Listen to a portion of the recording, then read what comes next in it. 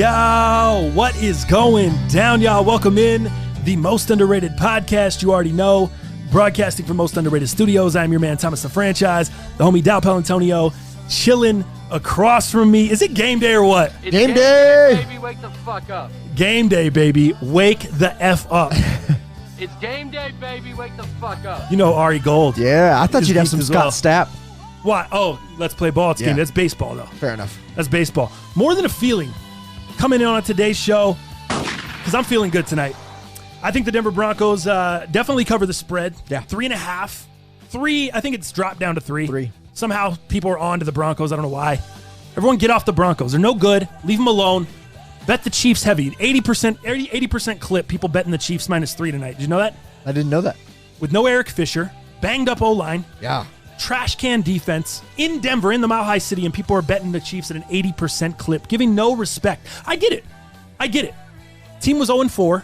Not very good, but we're off 2 wins, okay? Have you guys been watching the past 2 weeks? You see the shutout last week against Tennessee? I saw it. Well, what are we betting? It's all good. Bet the Chiefs at an 80% clip, please. Push it back up to 3.5 so I can get Denver plus 3.5 as a home dog. That might be a little foreshadowing for my heaters. Maybe mine as well. I don't know. What, the Chiefs guy? Nope. Where is your Chiefs gear? My Chiefs. I retired him. Unbelievable. I had to retire the gear. When they stop making money, I got to retire them. all of a sudden the Chiefs are not good anymore, and Dow's off the wagon. Off the wagon. He jumped off so quickly. I was only on the wagon last year. And I don't even want to say they're not good anymore. They're just a little banged up. Yeah. They just have some issues on defense. They have some issues on the O-line. It's basically Pat Mahomes and a bunch of speedy receivers versus the other team every week. I'll tell you this. They dropped out of my top 5 on power rankings. Oh. Absolutely. Wow. Someone asked us about that in the comments. Yeah, a little foreshadowing. We'll get to that. Tons of show for you guys today, man. We got On This Day. We got some Stardom Sit-Ems, some heaters, the Supreme drop this morning. Some of the sneakers we have coming in. You also see 2 boxes of Travis Scott sitting here at the end of the table. One is real, one is fake.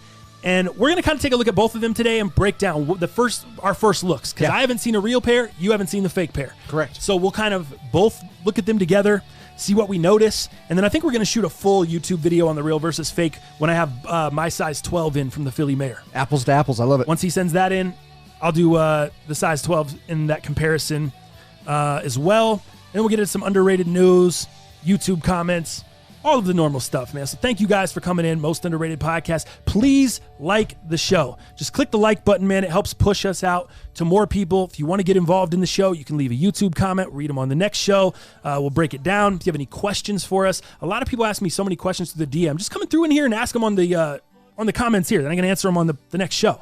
And you can get a more detailed answer instead of a text response while I'm on the shitter. You know what I mean? Like, you want to, whatever. Maybe you'd like a little Taoisms. Yes, exactly. Get this guy included here. Exactly. So before we get into everything too heavy, Most Underrated Podcast presented by Seat Geek.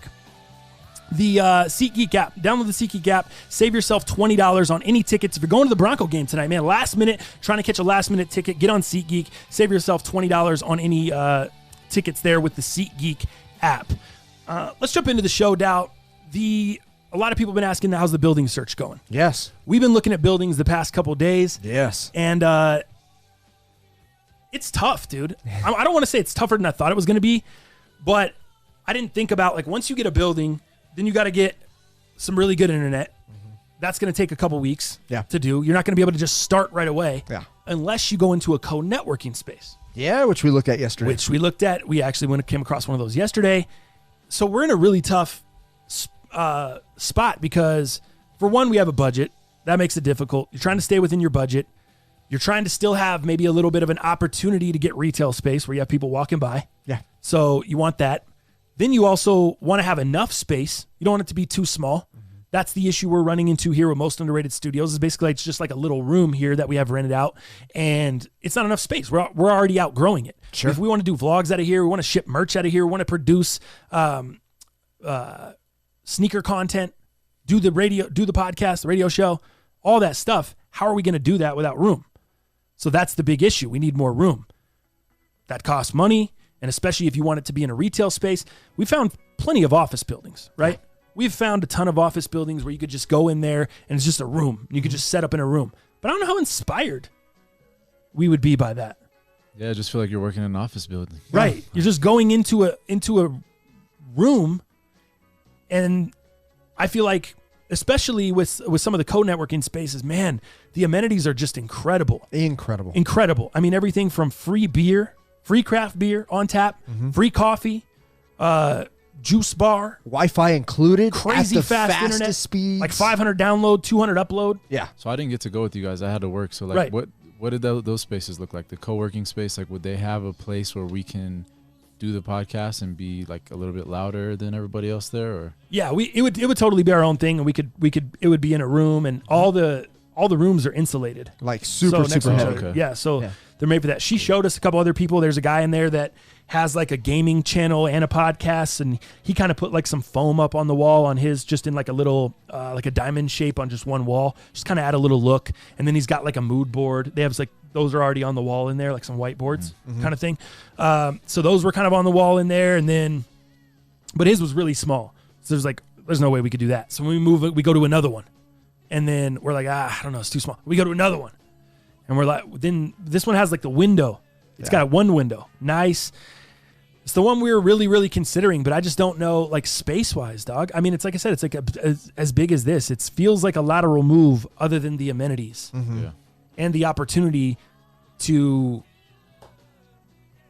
go there, 9 to 5. I mean, I guess we can come here 9 to 5, but that's the thing, like, or anytime, whatever. But you need it to be big enough to where you can do some shit. I don't want to be holding the vlog camera up and you guys are like right behind me, and like we're not able to work. So, dude, as much as the amenities are great, as much as I would love to have that fast internet. I would love to have the cool building, knowing the shit's protected. It's not your own. You're not have a storefront and just someone just smashed the glass. Like something breaks down. You're not having to chase landlords, that type of stuff. Yeah, it's very easy. Really cool. They'll drop a fiber optic line if you need. They'll put up stuff on the wall. They'll do whatever you need in there. They'll do it for you. They're very accommodating. Yeah. But all that comes with a price, and the price isn't bad. It's the amount of space you're getting for the price that's bad. It's just like we can't work in 250, 300 square feet. Yeah. I think we got to have something at least 5 to 7. And it's getting kind of crazy out here because we're hearing the spaces opening up and like we're hitting up the people and they're like, it's not available anymore. Like stuff is just flying so quick. Yeah. We're in it's just really, it's trash, dude. Let's be real. Denver is such trash right now from a real estate standpoint. We're literally living in LA prices, but not getting LA. We're not getting LA sneakers. We're not getting LA weather. We're not getting an LA experience. We're not getting I can't walk down the block and network with TV executives and jump on a show. Nothing. We're paying a ton of money here in Denver. We're paying LA prices on everything for what? To go ski? Yeah. To have a beautiful, picturesque, west-facing mountains, I guess. Right. I don't know. So annoying, bro. We got a lot of beer here. We got a lot of distilleries here. We got a lot of weed here. Is that it? Apparently, the craft beer scene and the weed just brought everyone here and just driven the prices up through the roof. And obviously, the weather is good here. It's great. We do have good weather. We have 4 seasons. A lot of people like LA weather, though. A lot of people like that year-round, sunny and 75 type shit. So, I don't know, man. It's frustrating. Sure. We're still looking. We're on the hunt. We started the vlog, so you'll see that coming. Not every episode will include sneaker shit. I'm going to try to do as much sneaker shit in there as I can because I really enjoy that part, and I that's what I enjoyed about the vlog. I enjoy doing the sneaker shit. I enjoy opening the door and giving you guys the behind the scenes as well. But I enjoy the sneaker shit, so I want to definitely make sure I keep that as part of the vlog. With all that being said, we're still on the hunt. We haven't made any decisions. We're not close, because if you don't take one of these co-networking spaces, then it becomes an issue of, all right, you got a little more room, but now you're no longer close to, you're no longer downtown, you're no longer on Broadway, you're no longer on the Facts, where you have walk-by traffic. So you're cutting your arm off a little bit from a retail standpoint. Also, you get more space, but also, like you said, you got to chase the landlord down. You got to wire up internet to get that thing going. You got to pay the electricity now. You might have to pay some water, depending on where the building is. Some insurance in case something happens. So there's going to be other things that come up and that you've got to pay for. We've only been looking for less than a week now for the building, so I'm not discouraged. Obviously, I would love to pop on the show. got a building, fools. We're ready to go. You know, I would love to come on the show like that today. Unfortunately, it's just not how it happened. So I'm not frustrated, but I'm like, I'm ready. Well, I'm just ready we're learning so much throughout the process. No the doubt. process is great, and we'll be better because of it. But damn, that doesn't mean it's not frustrating. Right. You Especially because you look at people in other cities, dog. You go to Florida, you go to Ohio, you go to different other cities around the country that should be like Denver. If Denver wasn't considered cool and legalized weed, it should just be regular prices, dog. Just let me get a spot for $400 a month real quick. Yeah. $500 a month real quick. 800 square feet. Yeah. What do you think Foamies is paying for his spot down in Tallahassee or wherever the hell he is? And it's a pretty nice spot. It's pretty big, I think. Right. I think he's probably paying $500-$600 for that. Crazy. I would think. Like, dog, it's just frustrating. And then I think they don't have state taxes there? Right, as well? right. Oh, we're missing the boat. So you're saying we should just move to Ohio? Florida, I think, would be better. No state taxes. No state taxes. You still get mad heat and sneakers. They got a kith down there. I can golf year round. But that's Miami, though. Right. Yeah. Tampa, Miami, right. Tallahassee, yeah, Miami, South. Yeah, I don't know. True. Miami's up there, too. Ah, man. I don't know if I love the ocean enough either. Like, a lot of people, I think I love the mountains more than I would love the ocean. What do you guys think? If you had to choose. Ocean all day. Ocean for you. See, You're a warm weather guy, though, too. I'm a warm weather guy, but I love the water. Like, I just love being able to walk up to the beach. Yeah. Gotcha. Right there. I've never had that awesome ability, obviously, because I've never lived by the beach. But I think it'd be a nice change. I would trade the mountains for a little while and to see what you like better. Yeah, and try. Yeah. I'm with you. Water. I've never lived. I've never done just vacationing. Yeah. And thinking about it, I'm like, I'm always like, I'm cool on the ocean after the end of the trip. Like, I'm cool on it. Like, the thing's kind of scares me. There's a lot of Water's crazy scary. shit. Yeah. Get drugged down in that bitch. Step on some shit. Or you have beach. times where the red tide comes in, which is really dangerous. You can't go in the water because the tide changes and this red, like, poisonous gas. Too many ladies in there around Shark Time? Well, hopefully not. JK, lady. Definitely not Shark Week. I'm just joking. The red tide. No, this guy. Is that what you were thinking too? Tell me you did not think that. No, I didn't. Oh, you didn't? All right, maybe it's me. I'll take another shot. Sorry. Yeah, jeez, man. Where's your head? Comedic purposes, I guess. I like it. My bad. So yeah, that's kind of where we're at with the building, the whole building situation. Red tide. Why? Yeah. What is that? What it's really called? Yeah. It's like where this gas comes up from the base of the ocean, and there's a certain time of the year that it happens, and it's really, really dangerous, and you can't get in the water, and bad news. So as far as the anything more on the building search for you? Wish us the best. Kind of, yeah, right. If anyone's got anything too, I mean, if you're in Denver, you got some shit, you have a space, you share some space, you have some extra space, we might be able to take advantage of. Yeah. Holler at Cheer Boy. Cheer Boys. Oh, dude, I totally dropped the ball. While you're talking during this show, I got to get the DraftKings up. Yesterday we were out, dude. We were out all day looking at buildings. We didn't get home till late. So I totally spaced the DraftKings. I got to get that up today. That's right. So if you would do just a bunch of talking, I don't care about what. If you just talk, I don't even care on topic or not. If you just talk, if you could just do a nice 3-minute, 4-minute radio show by yourself, the Dow Palantonio show. Nice. If you could just audition out for a little bit so I can get this DraftKings up. All right. Where's that segment in the rundown? I'm sure I'll have your. I'm sure I'll have it going for you. What about this? I'm going to actually play this for. I debated about this back and forth. I'm going to play this for the Chiefs fans because I don't want to be biased. And you used to be a Chief fan. Used to be. So for your former Chief self, I'm going to play this in the background a little bit. Red and yellow. Yep. This is listen to this. Irv the Phenom. Kansas City boy in the middle of the map. Yeah. KC Stunton. Oh. You don't want nothing, Dow. And if you cut him, he would probably bleed. Red and yellow. That's tight, right? I like it. That's for all the Chiefs fans out there. I don't want to. I want to make sure I don't come across as a hater. I'm just a fan. So if I'm a fan of the Broncos, I'm gonna be like, oh, I hate you. I got to show you guys some love too. I have friends that are Chiefs fans. I don't like the Chiefs, but I have friends that are Chiefs fans. I think I respect the team. I love Andy Reid. I think that fool's a genius as far as a play caller. I think he does a great job adapting his scheme to his players. Yeah. He takes the players and puts them in a scheme that work, unlike what the Broncos have been doing the past 3 years, trying to take players and fit them into their little box, and it never works. And, I respect what the Chiefs are doing. I just don't think they cover the 3 or 3.5 tonight. Yeah, I think they're busted up, man. I'm not sure they will. I don't know that the Broncos beat them, but I think they cover. Yeah. So we'll talk about a little bit of that going into heaters later on. Let's hit on this retro gaming thing, Dal. Okay. I saw you put this in the rundown, and there's a new Game Boy coming out. Now, this is a different company that's kind of retroing the OG Game Boy. Yeah, Hasn't Nintendo already done this? No? Not necessarily with the Game Boy and the Nintendo official, right? You had the colors and the pockets and all the different models, right? The DS.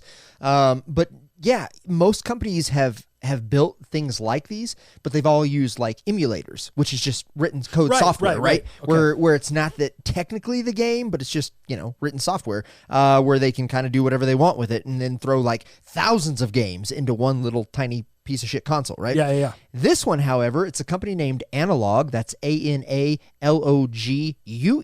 It's a company that specializes in producing retro gaming consoles and peripherals. Has just announced its latest creation. It's called the Pocket, what the company calls a multi-video game system portable handheld. Now, here's what's now. I like here's what's interesting about this, because they do say a multiple video game system portable handheld. Well, what the hell does that mean? Well, the cool thing is it has a little converter in there to be able to play all the different size cartridges of the previous Game Boys over the history, which I think is super sick, dude. I like that. So not only are you stuck to just the original Game Boy or the Game Boy Pocket or the Game Boy Color, it's a versatile system. And of course, since it's a new system, they've upped the ante with the graphics card, and the actual resolution is over 1,000 something DPI, and it's got an LCD that it actually uses, which is really nice. So it's going to be super clear. So it's kind of a whole new kind of retro experience for the new modern day gamer is what I believe, and it's got the versatility of, using the multi-video game cartridges, which I think is really, really cool. So this is slated to come out next year. So they don't really have a date, but available sometime in 2020. And this is going to retail for $200 USD. Dude, that's a great price. You can play every game on it. Game Gear. Is there just Game Boy? It's just all Nintendo. All Nintendo cartridges. So not portable. Correct. Not all portable devices. Right. Okay, just Nintendo. $200. The thing that really gets me is I see there's a dock. Yeah. That you can actually dock it up and play it on your TV. You got it. That's pretty dope. And you can also use it as a controller for other game platforms. And I would assume it's all Nintendo based, but this actual machine can be used as your controller for, an alternative game system as well, which is really cool. And this is by a company called Analog. Yeah. And how are they not having any blowback from Nintendo on this? You know what's funny, actually? I'm reading a little bit more, and this actually is paired with different cartridge adapters. The handheld can even support games from other systems, including so it could do Game Gear, Neo Geo, Pocket Color, and Atari Lynx. There you go. How about that? Oh, so it's not only Nintendo. It is not only Nintendo. Fire. Wow. That's what I'm talking about, because I was a Game Gear kid. I remember I got a Game Gear for Christmas. I think I got it from Game Force used. I think my parents got it used. We were on the broke shit. Yeah. And I was the life of the family Christmas party. Oh, dude. I was just carrying that thing around. All the kids hoarding around. We were all playing the Game Gear. Just playing Sonic. Yeah. I think I had Sonic, but I had Street Fighter. Yeah. That was that big one, right? It was like a rectangle. Yeah, rectangle, but it was color. There was no Game Boy Color yet. Yeah. So Game Gear was the first color portable system that you could get. Sega? It was Sega. Yeah. And they actually had a TV tuner that you could hook up to that and get like analog TV channels, Dude, that thing, scrambled action. That thing was fire. The Game Gear was dope. It was ahead of its time. Yeah, the football games on there. I had like a Joe Montana's football that was just super sick. My boy Muzz had that. Yep. He had all that. Oh, crap. Montana to Rice was just, if you were the Niners on that game, it was Overtown. You were the winner. It was Niners and Cowboys that were just so ridiculous on that game. Yeah, dude, that's pretty sick. Yeah, I'm looking kind of forward to seeing it, man. There's also some things sometime in 2020 for $200. Okay. Yeah, there's also saying that it doubles as a music maker via its NanoLoop digital audio workstation, allowing you to use the device as a synthesizer and a sequencer. Whoa. Here's my thing. There's no downloadable games on here, though? I don't believe so. See, that's the only thing. Like, our kid's going to carry around, stack, and collect games and pop them in and out when everything is downloadable today, when everything is just right now, downloading. Right.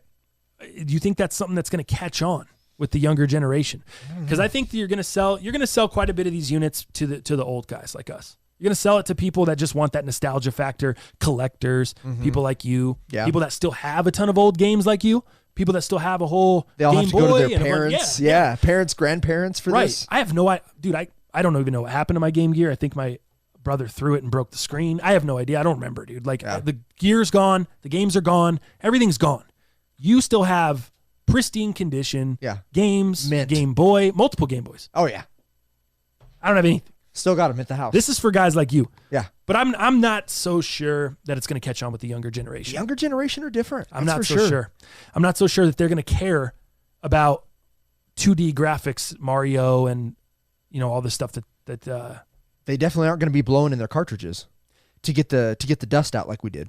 Why not? Back in the day. Why wouldn't they? Because they're going to look at it like, what do I They do wouldn't with even know. What do I do with this antiquated piece of crap? Do you think this device still has the issues where you have to blow in your cartridge to get it to play? It probably has more issues. No, why would you say that? Why? Analog pocket, I don't know, man. You're not into it. I'm not See, really he's the feeling it. younger generation, and he's not even really the real younger generation. He's just Oh. younger than us. Yeah. But he's already out. Do you have That any means the younger- cartridges at the house? Oh yeah, You do? You still have Game Boy shit? I have my Game Boy Color or Advanced. Okay. Color, yeah, Game Boy Advanced. Oh, Jeez, I Game got Boy out. Advance was sick. I still have my Color. unit. Pokemon, all that. Was that the one that popped up, looked like a little square, and then it opened up? Nope. Nope. That was- Damn it. That's the pocket. Game Boy something. Pocket? Yeah, Game Boy Oh, okay. Pocket. Advanced was a little like kind of a rectangle. It looks like it's about yay size, and it was curved on the ends. It had the left and right buttons up top. Oh, yeah. And then you also had them like glacier colors, like That one was translucent. sick. Well, we just talked about the other I day. still have mine at the house. It's dead stock. Did you really? Yeah, I still have a dead Wow. stock one. Yeah. Well, we talked about the other day the new Mario Kart that came out, right? Yes, That's downloadable on your iPhone it is. right now. Uh-huh. Why would kids not play the new Mario Kart? Or I'm sorry, why would they play this analog pocket over the new Mario Kart? Like that new Mario Kart, we were looking at the graphics. I mean, it looks like Mario Kart 64. I mean, as far as the quality, Yeah. and it's on your phone. Yeah. Why would they play old, antiquated 2D games on This this? feels like the little Nintendo, like the fake Nintendo that you could buy, Yes. like the China Nintendo. Yes. I mean, the other knockoff one. Yeah. This is what that feels like. So I don't. That's why I'm not feeling it. I know. If this was Game Boy official, I'd be into it. I know what you mean. Yeah. I think the thing that is dope is all the adapters. Yeah. It's kind of sick, but I see what you're saying. Some of the like the cheap one in the middle of the mall, Yeah. the mall kiosk like around $50 Christmas, and you get all these random games on there. Like I'm not into that. But what about? Remember when Nintendo retroed the little Nintendo? Yeah. Was that last year? I have both of them. Yeah. What? I have the original Were you and- into that one? Well, yeah, because I didn't Because get it was but I'm Nintendo? saying, like it's Nintendo, it's Gotcha. official. The games are going to be legit. So you'd be into that, So- but you're not into. Got it. Yeah. Makes sense. That's just first Yeah. impression. But Yeah, right. You got to see how good it is too. $200 for a non-Nintendo product. I totally see where you're coming from. I like the idea. It's not something I would cop because I just wouldn't have the time and I wouldn't play enough. But it's definitely nostalgic. It brings back some nostalgia for me. It reminds me of, like I said, having that Yeah, I think that's what it is for me, man. as a kid. But I don't know that they're gonna sell enough, dude. I mean, $200, dude, to modern kids? No way. Yeah, I don't think they're gonna pay $200 for that. I'm just trying to play Adventure Island until the thumbs bleed. They don't even remember. These kids were not around. I mean, No. these kids, they're not even close to around Yeah, when this stuff was out.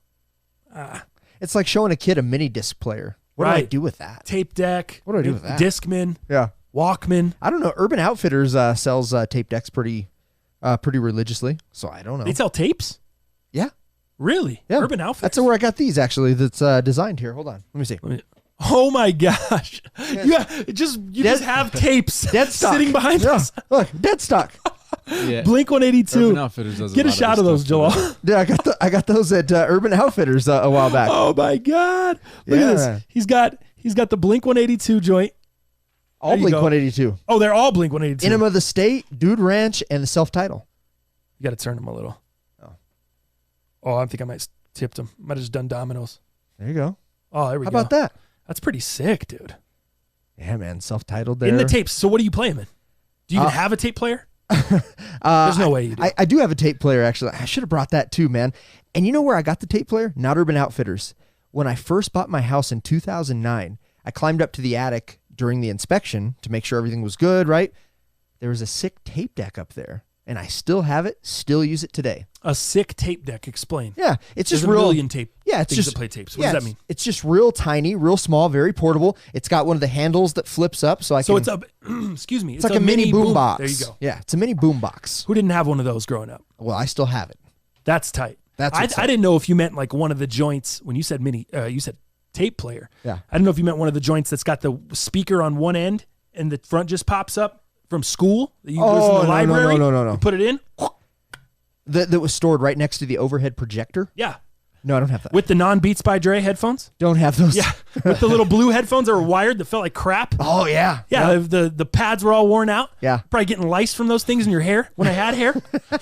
The classic. Dang. I never thought about that. That's where lice came from. That's how it was spread. through the headphones at school. No, actually, my sister got it one time. She put on someone's coat, I think. Oh, really? Yeah, recess, like cold. Someone gave her a coat, like got lice. Oh. Yeah, it was tight. Gross. It was tight. They had to do that home remedy. Oh, yeah. Yeah, all the home lice treatment. It's called RIT or something like that. I don't remember.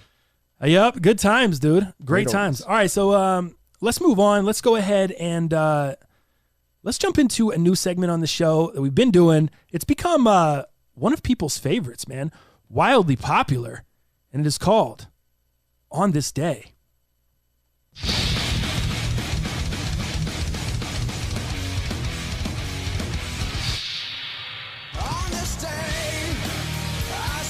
October 17th. On this day, Dal, give it to me. October 17th, 1989. The infamous earthquake in San Francisco, registering at a 6.9 magnitude, ends up canceling the third game of the World Series, killing 63 people Holy total. Shit. Yeah. Wow. So what a crazy, crazy instance, man. So this event occurred, obviously, October 17th. But the crazy thing about this earthquake, so October 17th, 1989, let's go back a little bit to 5:04 p.m. when this struck. Game 3 was originally scheduled to start at 5:35 p.m., and this was at Candlestick Park, in San Francisco, where thousands of people were already there when the quake hit. Yep. And I believe that we have an actual soundbite that we can play here in a few. But dude, what a crazy, crazy earthquake, man. This was one of the biggest ones that we've known here in the U.S. Again, from a standpoint of being during a sporting event. Too. Yeah, no doubt, right? So just kind of a killer from that aspect. But yeah, 63 people passed during this because of things, getting trapped under things, things falling down on them, whatever it is. Dude, a really, really serious thing. And they call it the Loma Prieta earthquake. And I don't know what that kind of context comes from, if it's like the area of where the most carnage happened. I don't really know, but that's what it's also known as. So big earthquake, man. Let me play you some sound. Al Michaels was actually on the call. This is during the World Series, October 17th, 1989, and this is how that sounded there. Home run. Candy Maldonado with the hesitation. They're doing the broadcast. Allowing Jose Canseco to score, and he fails to get Dave Parker at second base, so the Oakland A's take.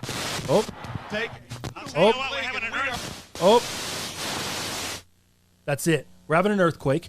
Al Michaels cuts out, dude. Transmission expired. And then all of a sudden, transmission's off, and then he comes back in. I guess Dave Parker. Listen to this. I don't know if we're on the air or not, and I'm not sure I care at this moment, but we are. Well, folks, that's the greatest open in the history of television, bar none. Yes, it certainly did. We're still here. We are still, as we can tell, on the air, and I guess you are hearing us, even though we have no picture and no return audio, and we will be back, we hope, from San Francisco in just a moment. Then it cuts to a CBS report. Mm-hmm. This is Cheryl Jennings in the Channel 7 newsroom. As you may have noticed, our power was knocked out just as some of the pre-game activities for the World Series was getting underway. That game is scheduled to start any moment now. Our power has been off for almost 15 minutes, and the reason, if you do not know by now, was a major earthquake, an earthquake which was felt from Oakland to Sacramento, as far south as Los Angeles. We have reports of major power outages in San Francisco and reports throughout the Bay Area. There's also major damage in San Benito County. south of San Jose. We do not have a Richter scale reading on that yet. The Office of Emergency Services is hoping to get us more information. There you go, dude. Do you know what it was? What was the magnitude? Yeah, 6.9. 6.9. Huge, dude. On the Richter scale. On the Richter scale. So there you go, man. That was kind of the call. I kind of got chills from that. Yeah, it's crazy. It takes you back to a time, that like was super real. I was 3 or 4 years old at the time, so I wasn't really knowing what was going on. And I don't even know if I've ever heard that audio. So just going back and hearing that and kind of seeing he's kind of giving play-by-play of what's going on in a video, and then all of a sudden, boom, the power goes out, everything gets knocked out.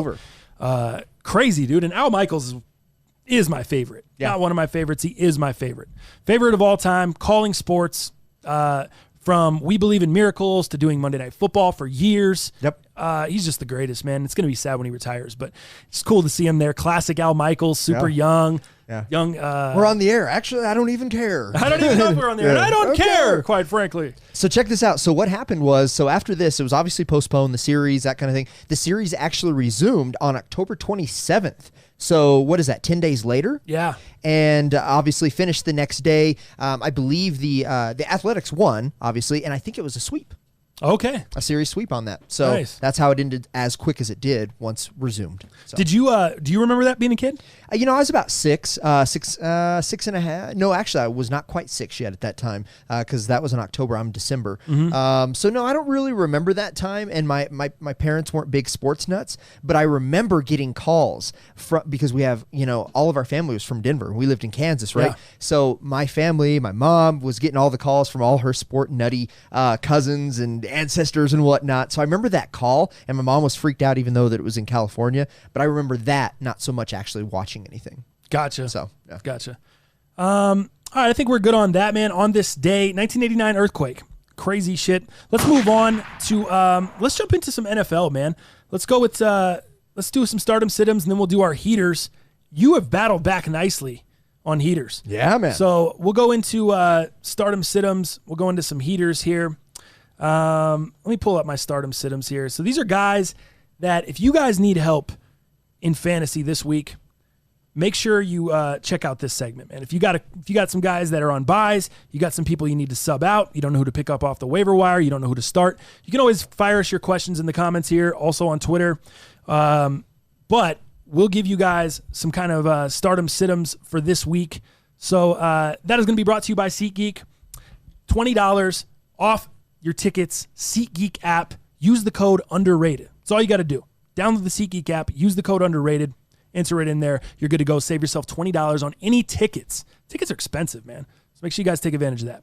Yeah. All right, let's start with quarterbacks this week for stardom sit-em. Who you got as quarterbacks? You and I actually had kind of the same one, so I'm going to let you have him. And I've got two honorable mentions based off of the one that I originally had. But, dude, I love Josh Allen this week going against Miami. Yeah. And this is just straight for matchup purposes. I mean, you can pretty much run amok on Miami. If you got a running game, great. If you run amok, he said. Oh, yeah, dude. If you got a running game, you're good to go. If you got a throwing game, you're good to go. If you actually, deserve to be in the NFL, you're probably going to win because Miami should be playing collegiate ball this year, I think. That's what I'm saying. So Josh Allen's my big one. Honorable mention after that, Kyler Murray, again, going up against the New York Giants, again, just straight from matchup. I think the Arizona Cardinals, that's actually one of my heaters this week. I really like them, and I like what Kyler Murray's doing. And then having Cliff Kingsbury as an offensive genius, I think they got some great things going. Who do you got? I'm going to go opposite of Murray, dude. I'm going to go with Daniel Jones, starting against Arizona. I think the Giants, he started out hot. They haven't looked great the past 2 weeks. Obviously, the loss of Saquon Barkley kind of affecting that. But I think any quarterback playing against Arizona is a must start this year, man. Arizona's D is just not good. I don't think they're tanking like Miami. They're just not good. So Daniel Jones is a guy you can plug in this week. Start with confidence, especially if you got some guys on buys. Maybe you got a guy you're a little bit shaky on. So let's give a couple of those sits. Some guys you're shaky on this week. Yeah, for sure. Quarterback position. You know what? This guy was gonna have one of the biggest seasons ever. I hate what he did last week, dude.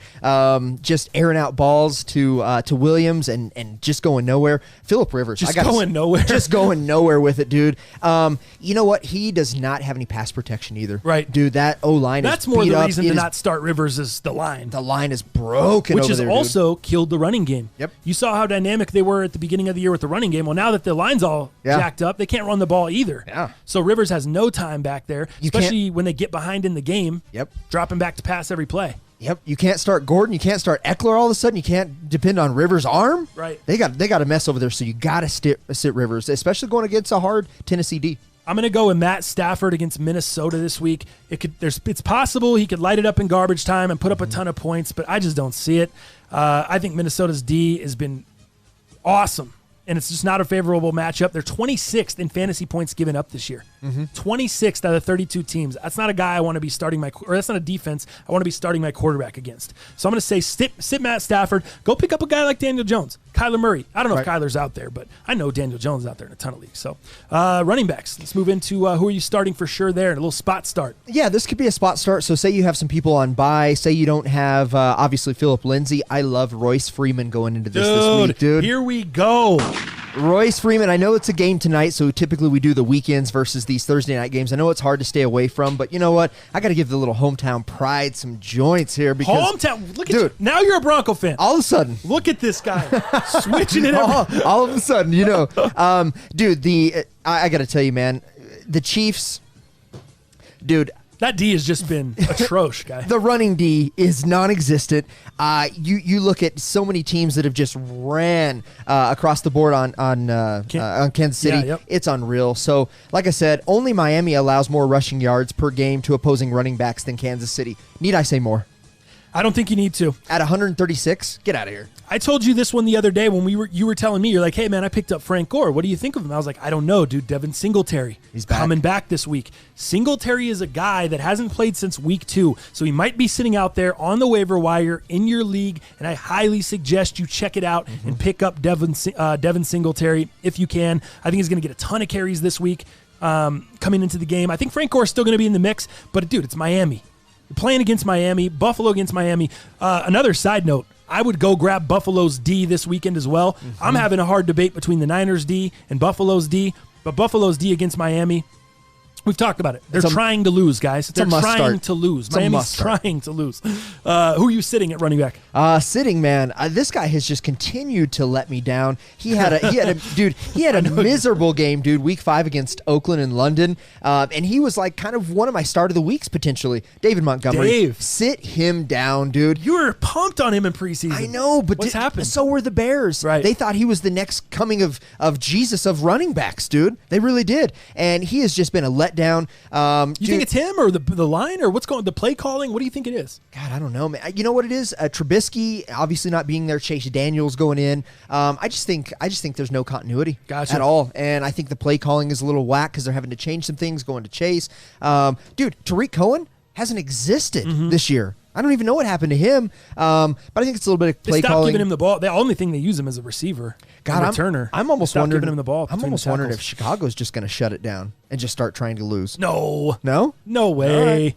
All right, so you're sitting David Montgomery. I actually have him in a couple leagues, and I was going to ask you about that this week. Well, look at the matchup against New Orleans, dude. Is number 5, dude, in the fewest fantasy points allowed to running backs, dude. Along with that, the Bears just placed guard Kyle Long with a hip on injured reserve, dude. So it just doesn't feel good. I don't like it. Matchup either.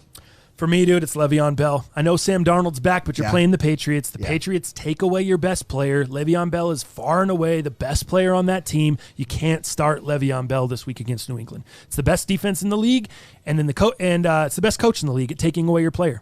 And that's Le'Veon Bell. Yep. Easy, simple, sitting Le'Veon Bell this week. What about wide receivers? Wide receivers, this is my favorite one. This is my bet the mortgage. Must start of the week for you, huh? Must start of the week here. All right. And the big reason is Amari Cooper is out, so you have to start Michael Gallup. There you go. Huge today, man. And that's, just because of the big injury there with Amari Cooper with the thigh banged up. Gallup scored at least 12 PPR points in the first 3 games. Not having Amari frees him up. I think it's going to be great. Oh, man. There was a couple. I went back and forth. I also had him on there. Did you? Oh, geez, dude. I'm going to go with Dante Pettis. Nice. San Francisco 49ers. I think that's a guy that a lot of people had preseason as well, but they've given up on him. I've seen him available on the waivers. A lot of people have dropped him. It's hard with the San Francisco rushing attack because that rushing attack is so vicious. They're running the ball crazy. And why would you pass? You know, why would you? So I haven't really liked Deebo Samuel, Dante Pettis, any of the San Francisco receivers, but I think this is the week we're going to see a breakout, and they're playing Washington. Similar to Miami, terrible team, terrible defense, trying to lose. Go start Dante Pettis this week if he's available, if you need a spot start a wide receiver. I love this because Deebo Samuel's also hurt with the groin. So I love this start, dude. I have Dante Pettis as a sleeper this week. So nice. What about Sitz, wide receiver? Sits for wide receiver. Let me go to, I got a few of them here, but for me tonight, I don't like tonight. I don't like, there's a few of them. Let's go with, it's tough, dude. Dude, let's go with Terry McLaurin. That was mine! Damn it! I know. It's all good. Go ahead. Go ahead. Again, the matchup with San Francisco, dude, this defense is incredible, dude. They are eating people up. They are not giving quarterbacks enough time to throw. This seems obvious to me, but... well, dude, he had a 4-catch, 4-catch, 100-yard game last week, 2 touchdowns. It's Robbie Anderson, another guy that had a huge week last week. I sit both of them. I'll tell you. I tell you 2 of them. Robbie Anderson and Terry McLaurin. Sit both. I know they both had huge performances last week, but we got Robbie going up against New England. That's not going to be good for him. And then you got Terry McLaurin against San Francisco's D. We've seen what San Francisco's doing on the D line. Not only getting pressure. They're going to beat Case Keenum to hell. And they're going to lock down your receivers on the back end. Terry McLaurin, Robbie Anderson, both sits for me this week. Let me tell you what 49ers D did to Odell Beckham. They held him to 2 catches for 27 yards. And Cooper Kupp, 4 catches for 17 yards. Cooper Kupp has arguably been one of the best receivers this year. My little Cooper Kupp. I love him. As your boy Matt Berry calls him. I'm glad I'm glad they have a better matchup this week because I'm starting Cooper Kupp all day. Let's go tight ends. Spot start of the week. If you're in need of a tight end, the position's already thin at tight end. Who are you starting this week? Yep, you bet. You know what? I actually like Henry Hunry. Henry Hunry. I like that one. Damn. That's a brand. That's an all-time Hall of Fame Dallasism. That is the worst Dallasism ever. Henry. I know you don't watch football, Jalal, but his name is Hunter Henry, so that's why it's hilarious. Hunter Henry. Hunter Henry. I got to clip that out. I can't. Oh man, you might get kicked off. Oh my god, I might have to for that one. Jeez, that was so good. Hunter Henry. Oh my god, this is not good. So he had 8 catches for 100 yards and 2 touchdowns on 9 targets in Week 6 against Pittsburgh. He now faces a Titans defense that has struggled with tight ends all season. And he looked like the only guy the Chargers had last week. That's what I'm saying. Yeah. There's so much pressure on that weak-ass offensive line. They're not He's still banged up, too, a little bit. Yeah, he is. Yeah, he ain't 100%. Last week was his first game back. Exactly, yeah. Since week 1, right? Yeah. So he's still a little banged up, but I think that he's a lifeline. Yeah. For the Chargers at this point, and for Rivers He's the only guy. I agree with you. I like the start. He's the only guy they got, man. Yep. I'm going to go. I've had my eye on him the past couple weeks. Last week, he finally broke out. I think he continues this week. Darren Fells from the Houston Texans. I think that's a guy that's available in a lot of leagues. If you need help at tight end, if you're you got a guy that's out, go get Darren Fells. Yep. I think Deshaun Watson's been looking for him. Deshaun Watson's been trying to get the ball out of his hand quicker so he's not taking as many big hits. Because the first 3 or 4 weeks of the season, Deshaun Watson was on his back. He was getting crushed. So he needs to get the ball out quick. Darren Fells is his guy. Roll him out this week. Dal, who are you sitting at the tight end position? Again, I think this goes back to your kind of matchup. T.J. Hawkinson this week against Minnesota D. Yeah. But not only does the D scare me in Minnesota, and who knows what could happen, Hawkinson's had some drops, dude, some crucial drops, not only just down the field, but in the end zone. And I think the trust is starting to kind of sway a little bit against him. So I do not like T.J. Hawkinson this week. Dude, I hate to do this. Because I got him in multiple leagues and I need it. I got to get a tight end. I have to go grab Fells. Yeah. Darren Waller. Darren Waller had one of the worst games of the season.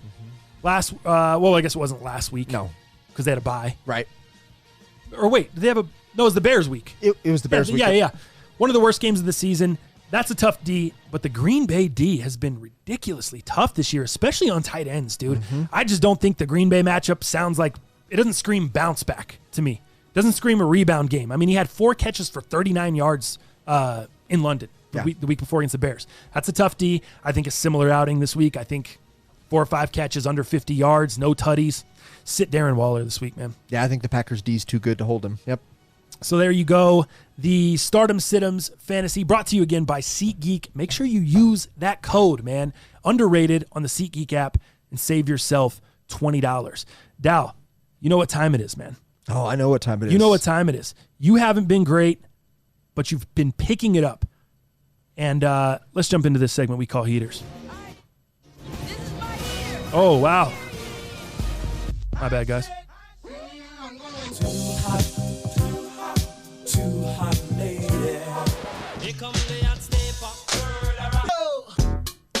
All right, man. Heaters, week 7. It's week 7, right?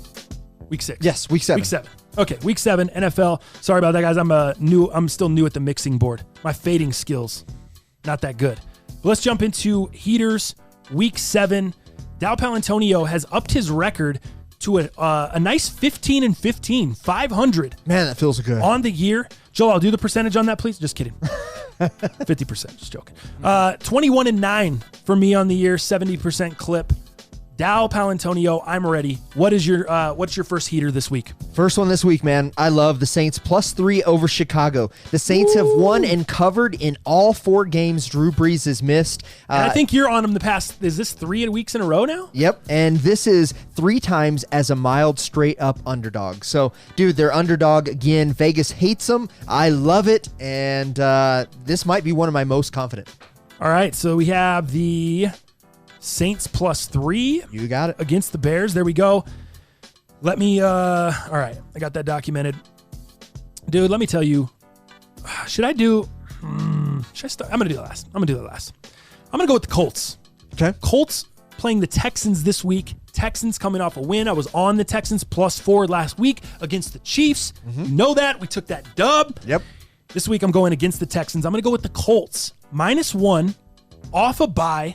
I've been very impressed with the Colts this year. They beat Kansas City right before the bye. Jacoby Brissett's looked good. It hasn't looked like they missed Andrew Luck at all. This is the best team Andrew Luck was ever going to be a part of. Gonna have, yep. And Jacoby Brissett is stepping in nicely. They're not asking him to do too much. Marlon Mack is back healthy, running the ball. I really, really like the Colts -1 this week.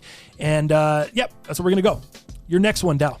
My next one, I've got it, dude. I've got to roll with the hot hands right here. Hot hands, Haanen. Hot hands, Haanen. You bet. So I've got to go with the 49ers, dude, at -10, dude, over Washington. This is a lot of points, dude. But, dude, that dominating, fashionable win that they did against the Rams at 20-7, I think they're really trying to establish them as the new NFC powerhouse. You know, again, with the Case Keenum, with the who's the quarterback, all the disarray that's going on in Washington. You know, I'm thinking something like 34-10 is what you might be able to expect. But, you know, the Niners will travel in first class back and forth from the East Coast. You know, George Kittle, he's getting better coming off that groin. Dude, the 49ers are the real deal. I really, really, really, really, really want to choose that game as well. Yeah. That is like, I'm going back and forth between that game. Oh, man. This is crushing me. You know what? That feels too easy. I'm going to stay away. I'm going to stay away. You know what I was going to say? You know what? Yeah, I'm staying away. Staying away. You know who I'm going to go with? God, I hate this pick too. You know who I'm going to go with instead? Man, I hate this pick. This might be the worst pick I've ever had on Heaters. Oh, dude, I'm taking the Dallas Cowboys -3 against the Philadelphia Eagles, and here's why. I love betting against public dogs. A public dog, if you're unfamiliar, is a team that is getting points and the public is heavy on them. They're getting bet over 70%. That is this here. Everyone is jumping on the Eagles +3. I think the spread has gone down a little bit. Everyone's hammering the Eagles. I love betting on public dogs. Betting against public dogs, excuse me. That's going to be the Eagles this weekend. I'm taking Cowboys -3. That's pretty much what I have for you. I know Amari Cooper's out. I know it's not going to be good. I know they haven't looked good. I know I've trashed the Cowboys. And for all of these reasons, I think the Cowboys win the game at home. somehow. I think they bounce back. I don't think Philly is that good, dude. I just really don't. And Philadelphia is getting back. Or there was talks about they may be getting back members of their secondary. Deshaun Jackson, he's still on the still on the fence. Secondary out.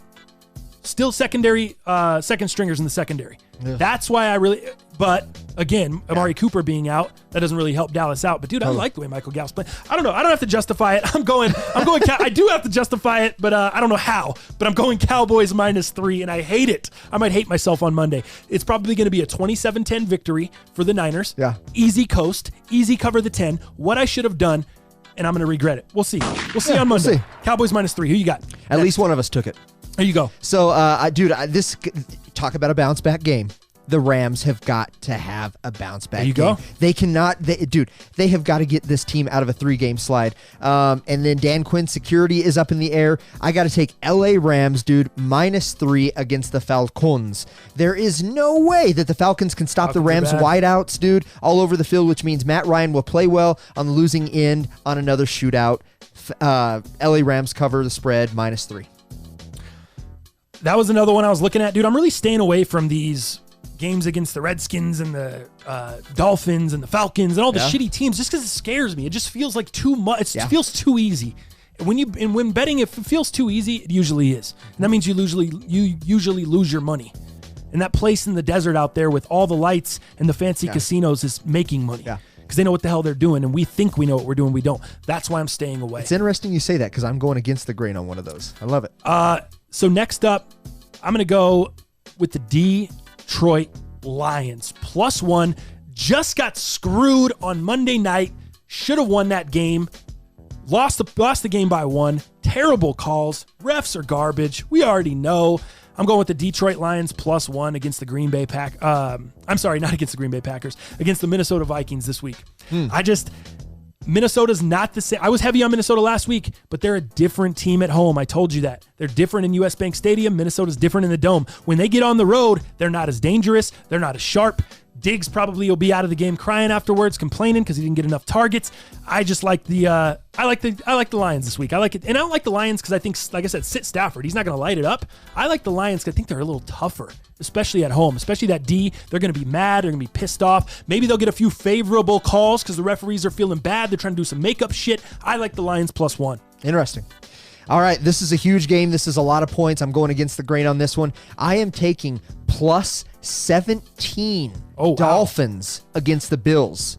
Now, Bills win this game easy. Wow. Bills win this game easy. Wowless. But I do not Palantonio. I don't think Wowless. Change your name to Wowless. I know, dude. I don't think they have enough to cover this spread. I think they win like something 23-7. But they fail to cover that 17-point spread, dude. I think Josh Allen has a crazy turnover that changes the game somehow that doesn't allow the spread to get covered. That's what I think. Did you have -3 on the Rams? Yes, I did. Okay, cool. I got the same. So give me +17. +17 on the Dolphins. All right, that's wild stuff. You're getting wild style. I love it. As they say, as Nick Cannon says.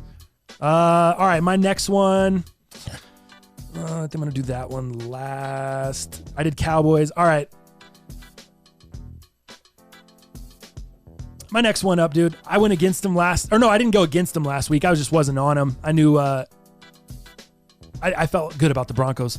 And that's the Tennessee Titans this week, dude. I know they just got shut out in Denver. The tough Denver defense. The Denver defense has found ways to stop the run all of a sudden ever since Leonard Fournette gashed them.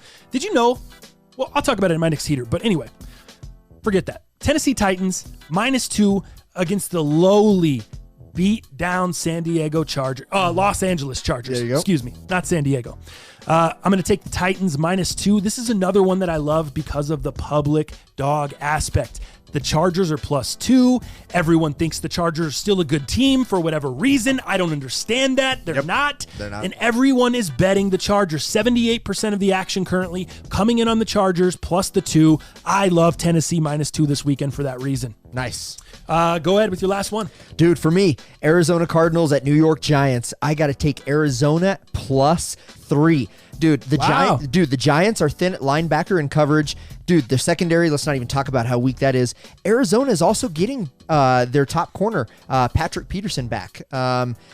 So I'm super pumped on that. And dude, again, the Kyler Murray, Cliff Kingsbury system, the offense, I just, I see the Cardinals winning this game. By not quite a tutty, but they're definitely going to win this game. They're going to cover the spread easy. I didn't even look at that game. Who's at home? It's in New York. It's in New York. Okay. So what, MetLife is what that is? Or MetLife. MetLife shared with the Jets. Yep. Jets Giants share. All right, dude. Let me. I gotta dead this.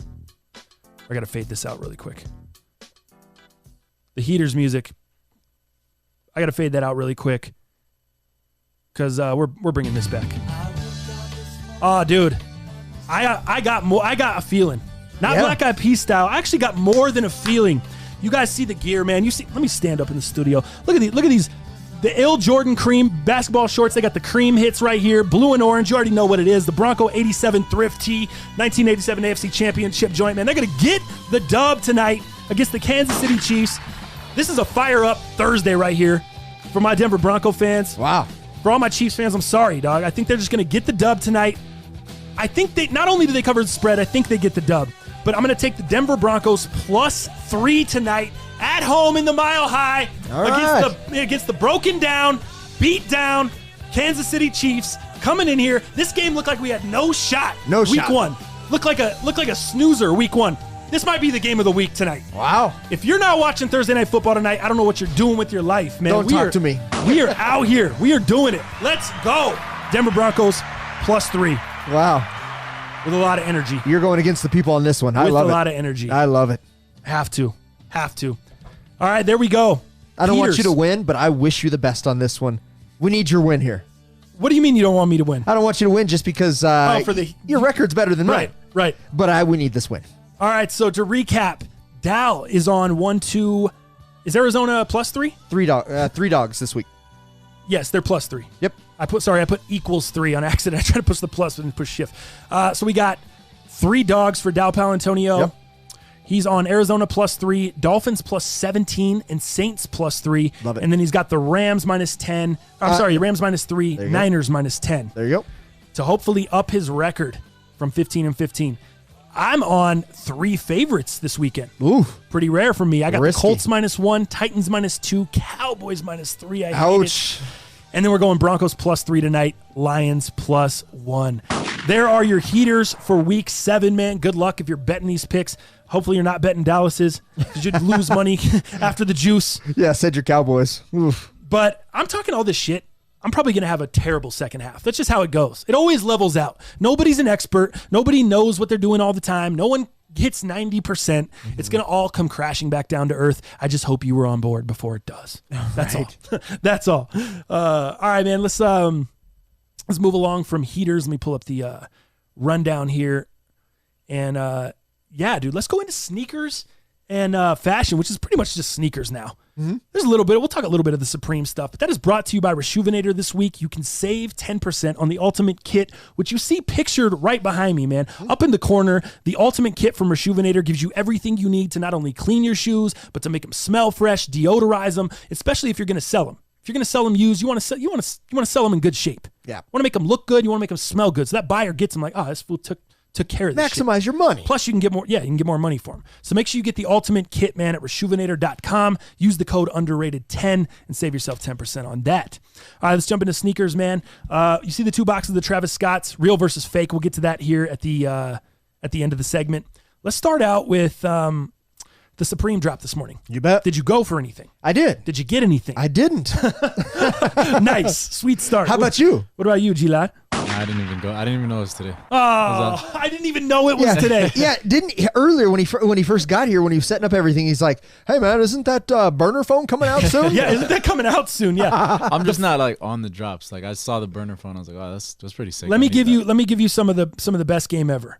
The cool thing is you don't have to be up on anything. It just happens every Thursday. It's just every Thursday. Sick. 9 a.m. Supreme drop. Be there. During the season, that's it. It's so very simple, right? I don't like rejection. Oh, I gotcha. If you would have seen his face just now, in the sneaker game, it was serious. I've dealt with a lot of rejection.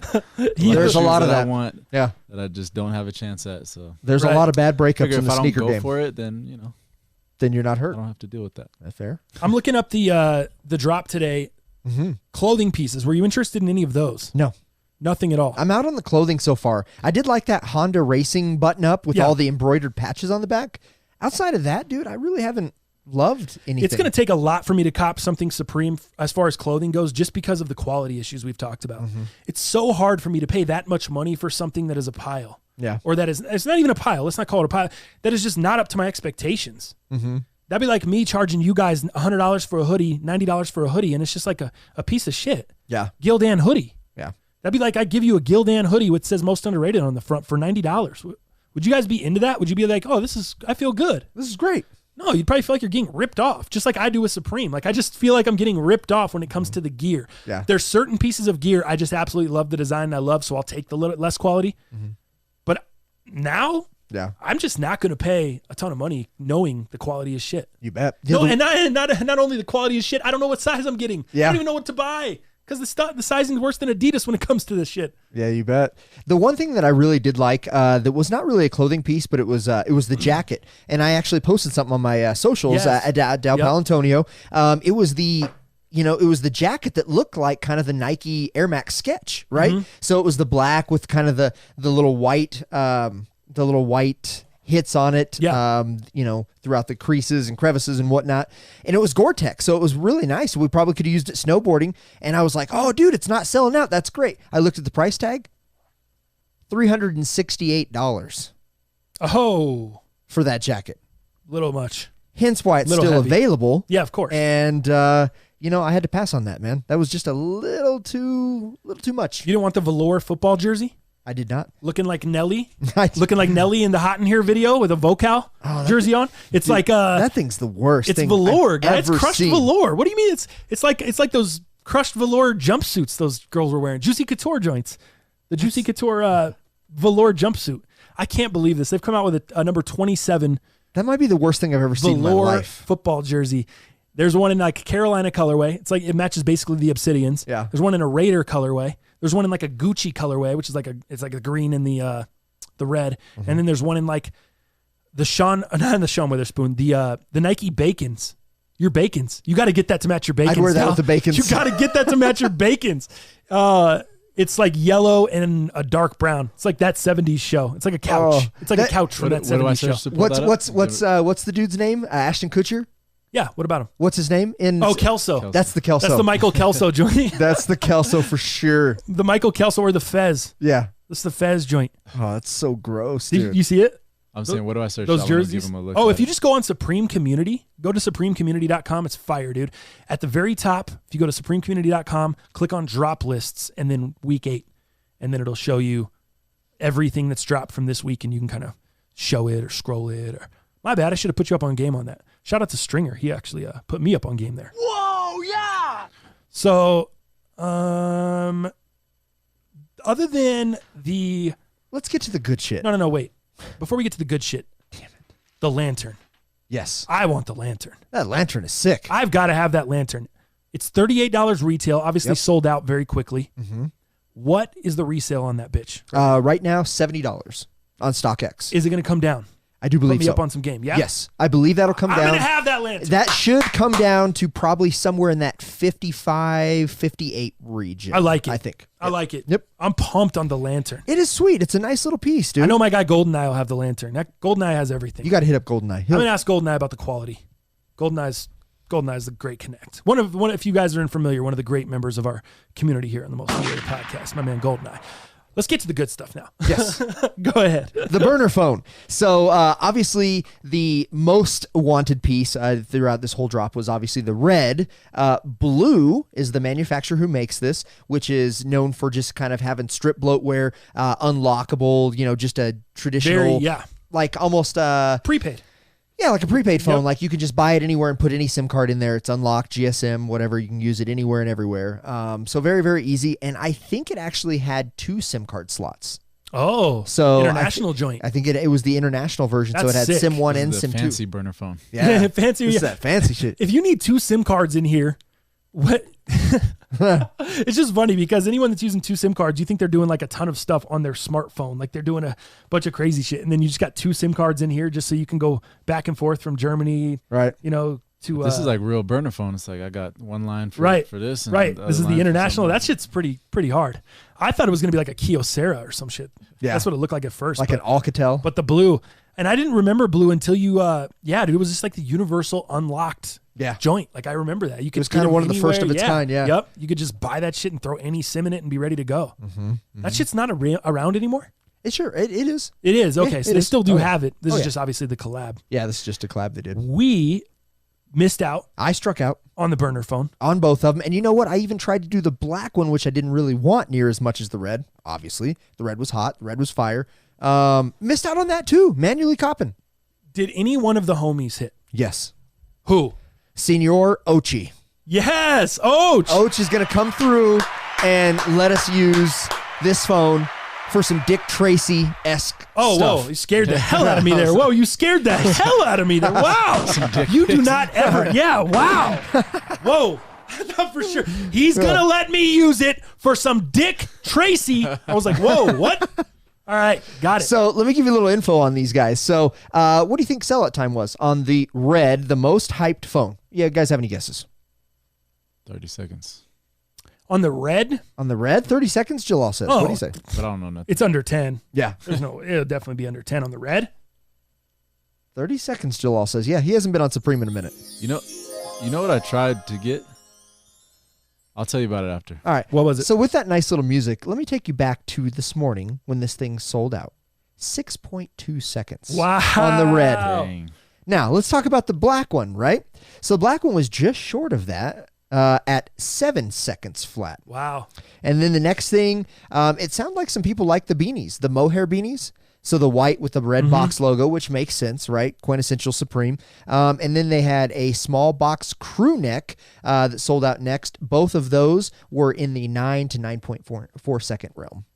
Do you know about the mohair? Like the material itself? Material, yes. Sorry. Yeah. You know about all that? Yeah, really, really thick and furry. Dude, yeah, exactly. I remember that just reminds me, chillin'. Roselli has like all these old newspaper clippings and all this stuff. Dude, you would see those dudes at baseball games standing in a full mohair suit, dude, at those old games. And like, if you look at any of those old baseball pictures, like look at the writers, look at the people in the crowd. They're wearing a full on freaking mohair suit with a top hat that matches. And it's like, just because it's the old days doesn't mean it wasn't 95 degrees out there. It's damn July. Like, what are these guys doing? You look at these photos and it was just funny, dude. Me and Roselli were talking about like, these fools are out there in a damn mohair suit in the middle of summer. Just the old days. The old days are so crazy, dude. Like just so different back then. It was not acceptable to just roll out in shorts. Even as a dude, you had to go to the game in a full mohair suit. So much more like formal and just different, man. Yeah. So those beanies reminded me of that because they're that thick. Like I bet you those things are badass. I bet you they're really warm. Oh yeah, dude, for winter. I bet you could just wear that and nothing else snowboarding. You'd be fine. Yeah, probably with your Supreme burner phone taking Dick Tracy. Taking Dick Tracy's. All right. So the Supreme burner phone, Ochi got it. Is he gonna let us use it? Yeah.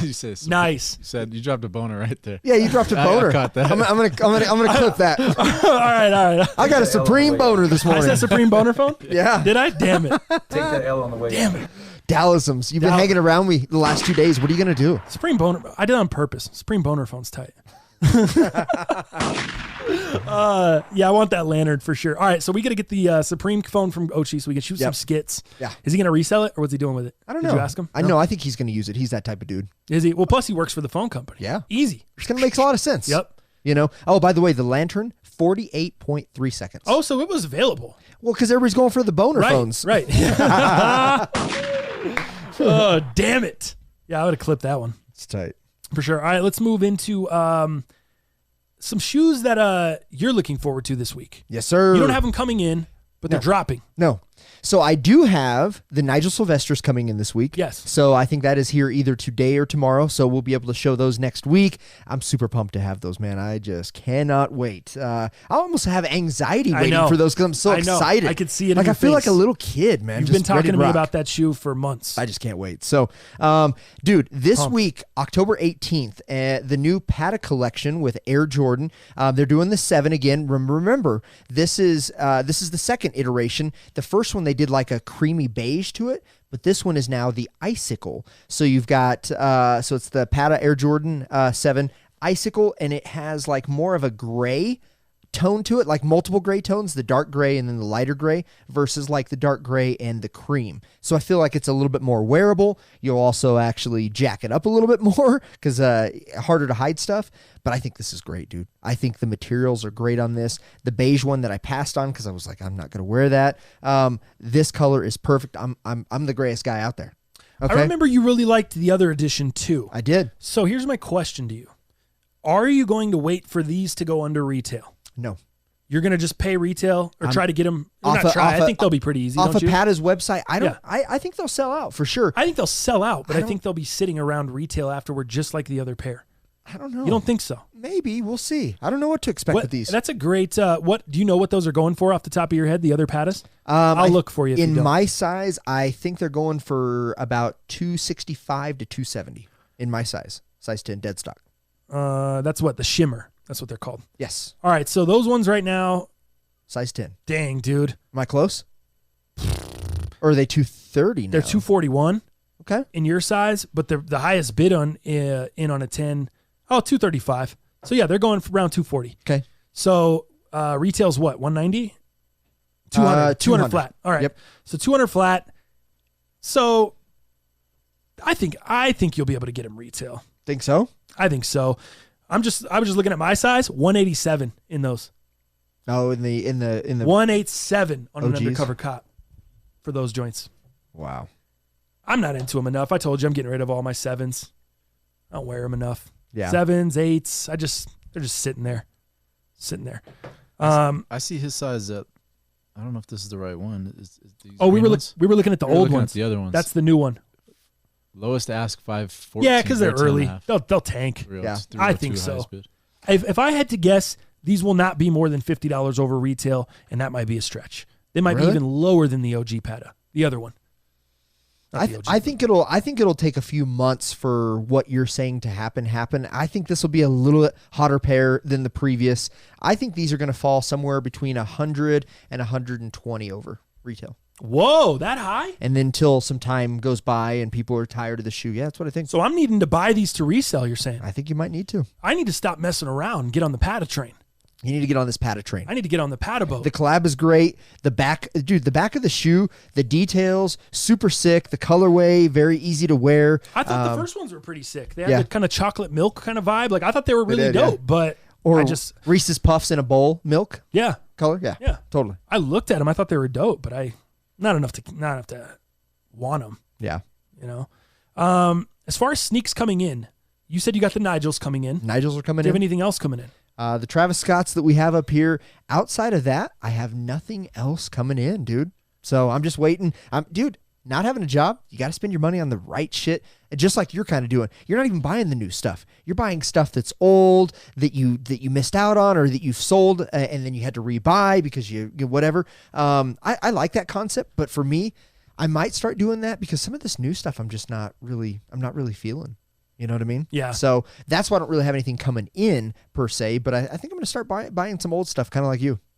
That's what I'm doing. I'm just kind of revamping the collection, man, because there's just too much stuff in there I don't wear enough. And I'm going back to, I don't care. Like you and I we were talking about that the other day, Jalal. Like I feel like stupid buying the same silhouette in different colors over and over. And I thought about it and I'm like, that's what I wear though. Mm-hmm. That's just what I wear. Jordan 1s are just what I wear more than anything. Dunks, what I wear. That style, dude. That's Ultra Boost, obviously. I still wear Ultra Boost. Still wear some NMDs. But outside, dude, I mean, outside of your 1s, 2s, 3s, 4s, and 11s, I don't even wear a 12 much. I don't wear much at all. Those Michigan 12s, that's probably all I'll hang on to. Yeah. I sold my flu games already. Did you? Yep. I think I'm just I don't know. I'm over it for the moment. I'm super into ones right now. I just love them, dude. They're sick. I just love them. So that's where. So speaking of ones, that's what I got coming in. What do you got coming in? The Fearless. Early, super early. Wow. Those drop November 2nd, and they'll be here today. Okay. Today or tomorrow. Nice. So we'll have them Monday for you guys on the cast. Okay. We'll have. I told you guys vlogs are coming back, so we'll review a pair of the Fearless probably this weekend. That'll probably Sick. be the first vlog I'll probably drop on the Fearless. Okay. So we'll have us searching for the buildings and shit, and then it'll be the sneaker review of the Fearless. Yeah. Nice, dude. So that'll be. You can expect that this weekend, hopefully. But yeah, those are coming in. Shout out to the plug on those. All patent leather on those, right? All patent. Ooh, man. All patent. I'm ready to see those. I think Jalal calls those the clown shoes. Yeah, I don't know. He doesn't like them. I was looking for a good picture, and I just saw some on feets, and they just don't look good to me. Yeah. There were some bigger sizes though. I think a smaller size wouldn't look as bad, but I'm going to be looking terrible then. You're gonna, franchise. You're going to be in bad shape. Then, I love them. I don't even care. I don't even care, dude. I was looking up. You know what I was doing? I went back and I was looking up cost on the OG blue pair from 03. Mm-hmm. I was just like, maybe I need to get those back in the collection since I have the Chicago's there. Yeah. Maybe I need the UNCs too. And then I have these to complete the set. That'd be sick. But I didn't see any good pairs on GOAT. They were just way too beat up. Gotcha. And then the new ones, they just wanted too much, in my opinion. Makes sense. So I think I'm still going to try to go back and get them, but I don't care what anyone says. I think these shits are fire. I think the red box, the flipping of the box is fire. The Fearless paper. Yeah, they like come with newspaper almost clipping look like. Yep. Yeah. They come with, I believe, red, white, and black laces. Yeah. They don't come with blue. The Carolina, I don't think. No. But if you got the Obsidians, you can put some Carolinas in there. Mm-hmm. Yeah, I don't know. I just think they're great, man. Yeah. I know you're not a big patent leather guy either. Yeah, but I really like them, man. So if I could get them at retail, I sure will. I won't pay resale on those. But yeah, if I can get them at retail, hell yeah, I'd love to have that in the collection. Yeah. So those are on the way. I got those coming in. Very excited for it. All right, let's jump into what everyone's been waiting for, man. The real versus fake. The Travis Scott. So what's happening here is Dallas has got a real pair. Where these come from? Sneakers app? Yep, Sneakers app. Got the receipt in here from the plug. Thomas from Ascent Eyes. My dude, man. Love this guy. Hey. Shout out to Thomas. All right. This is, so like I said, I'll do like official real versus fake on a video once I know all the differences and I can just make a quick YouTube video and show you guys. But this is going to be kind of more experimental. Not necessarily experimental, but kind of just finding out. Yeah. Us finding out in real time with you guys what actually the differences are. So let's open up the shoe. All right. Get a good look here. Now, I have heard a lot of quality control issues. Have you seen that on your Twitter timeline? Yes. Yeah. Dude, just so many glue stains, glue spots, the midsole, where it almost looks like the black is fading in to the glue and almost like the glue ate some of the black midsole. Right. I've heard all kinds of horror stories. On the white here, you'll see like scratches and lines like somebody took like an X-Acto knife to them. Yeah. I've heard all kinds of horror stories, but this pair actually seems to be really, really good actually though. So here, take a look at that. Just set this down for a second. Let's start with the box. Okay. I get ahead of myself. Let me see the box label on that. Or actually, let's just look at this real quick. See, how does that look to you? Now remember that the real is a 10.5 and the fake is a size 12. So boxes are obviously a little bit bigger. Yeah, not sizing. Just how does the box label, or how does the Smiley look? How does the Jumpman look? Is everything Smiley and the Jumpman look pretty close. And for us here, it's hard because we're in studio lighting. Yeah. We had a debate before the show even started about the box color. Yeah. You were saying you thought it was a different color. I was like, I don't think it is. I thought it was initially until we turned the lights. And then, here, let's try to, I don't know how it shows up on camera. Right. It does look like the box colors are kind of different on camera too. It does. I feel like I don't know. Yeah, I think it's just the angle of the light. Angle, lighting, it's tough. Because in person, right now, when I'm looking at this right here, it looks the same, dude. Mm-hmm. Absolutely identical. Does it? The labels. How do the labels look? The labels. That's usually a dead giveaway on fake pairs of shoes. Most of the time, you can tell by the box label. Dow's getting down in the cut, examining. Yeah. How's it looking? How's the font? The Sizing. font. So what I would say, and again, this is studio lighting. The label of the fake is definitely is a little bit larger. Okay. And it looks more of a white color, whereas the real looks more of almost like a creamy color. Okay. If that makes sense. Yeah. Spacing on the label, it's funny, I don't know if this is an accident, but on the real pair, the label goes actually almost around the box. So the UPC is actually going around the box a little bit, which I don't know if that is... so it's amazing. Yeah, so I don't know if there's any reason for that, but as you see, it kind of goes around the actual box, whereas the fake does not. It ends way, way, way before that. It has a little space. Yeah, you actually have space before that, so that looks weird. But the color of the label looks a little different. Like I said, on the fake, it looks more just true white, whereas the real looks a little bit more like eggshelly, almost more creamy. Damn, I was trying to get it to... It's all kind of washed out, but it doesn't matter. The details. This is a radio version of the review. Take a look at it again here. It's kind of us just describing what we're seeing here. But otherwise, spacing looks pretty similar. It's interesting because even on the fake, they actually have the perforation, that divides the actual label versus the price tag. They both are staying $250. The font of the real one is definitely more like in your face, more bold. But the font on the fake is definitely a little not washed out, but just not as tight, not as bold. Would you notice if you didn't have the real side by side?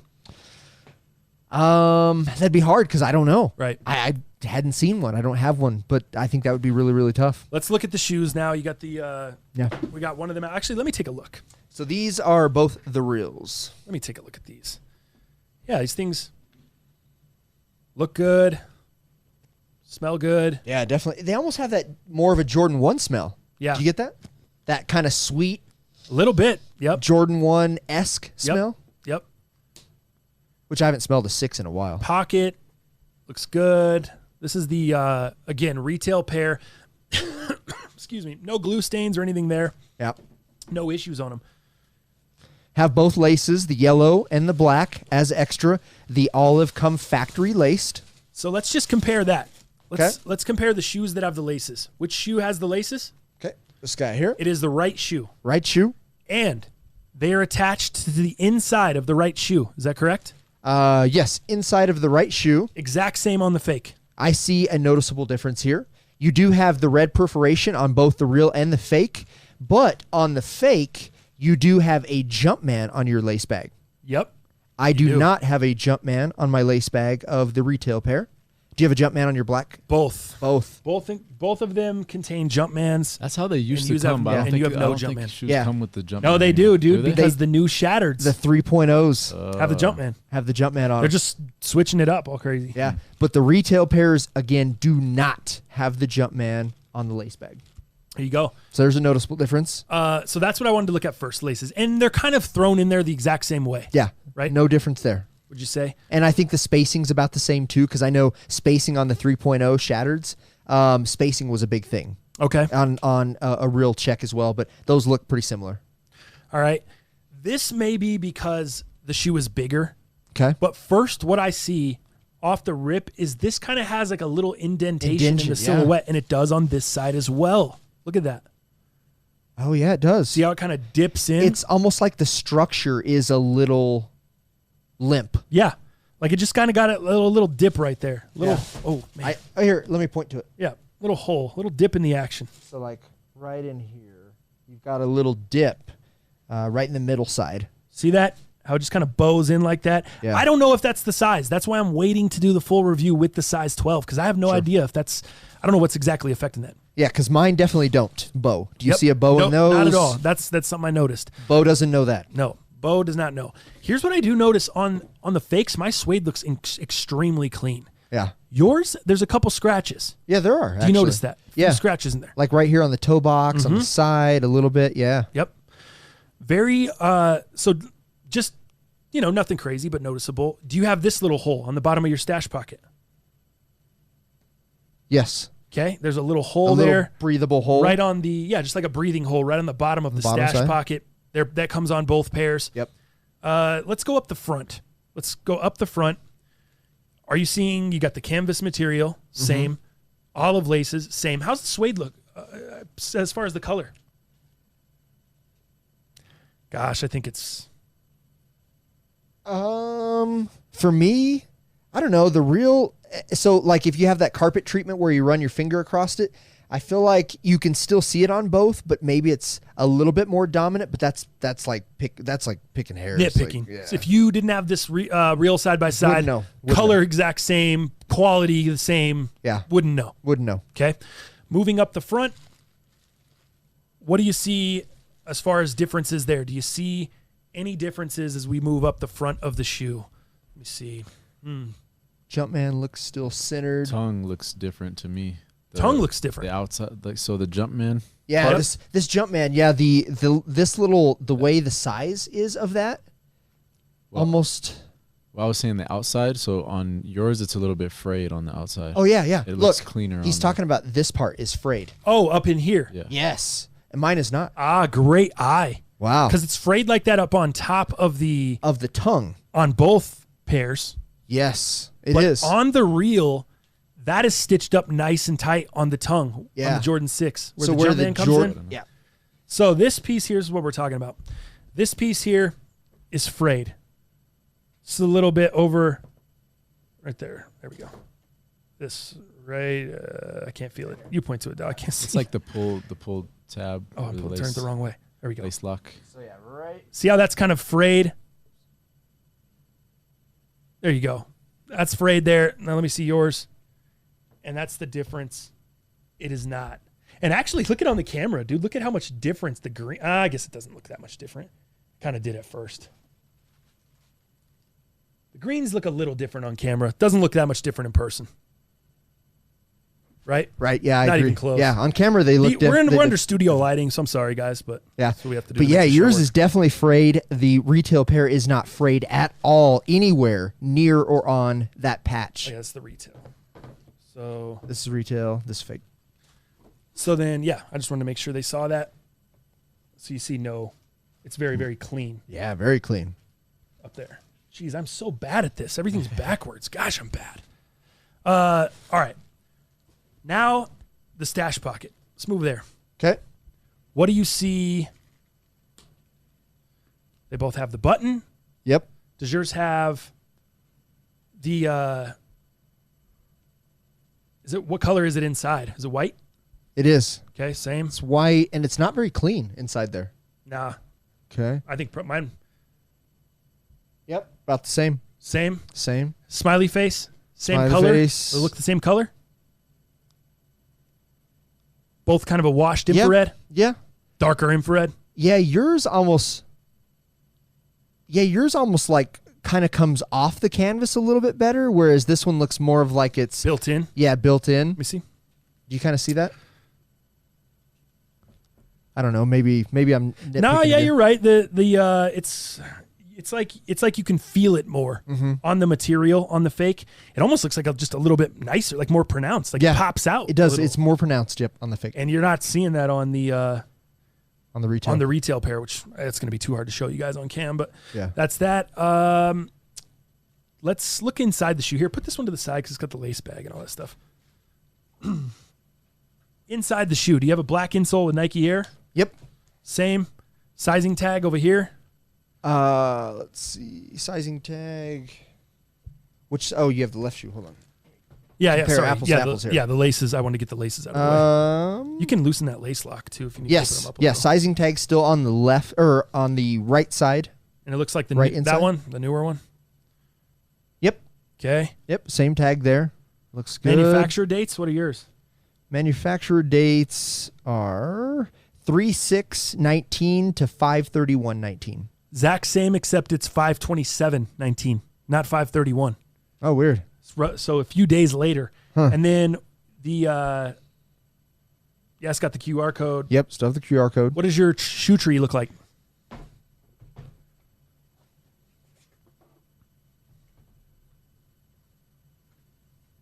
Different. Yep. Different. His has got the Bossman or the Jumpman that is Would you call that? Embossed. It's Okay. pushed down into it. It's This almost one is so debossed. stamped. This Yeah. one looks like a stamp. This one looks debossed. So retail, the Jumpman is like stamped in there. I don't know if you can go see this stuff, but retail, the Jumpman is stamped in there, and then on the fake, it's debossed. It's like the opposite. He's popping off of there. And then so is the recycling logo, so is the other info. It's kind of crazy. Yeah. It's like the exact opposite on the fakes. Yep. So that's the retail. It's the fake. Mm-hmm. So those are different. That's something to look out for. What does your size say on yours? Does it say the right size? 10.5 to 12. Mine says 10 to 10.5. Interesting. I don't know what that means. I don't either. That means this is fake. All right, so. You know what I noticed? Go. I don't know. The back pull tab looks like a completely different color to me from here. Do you guys notice that?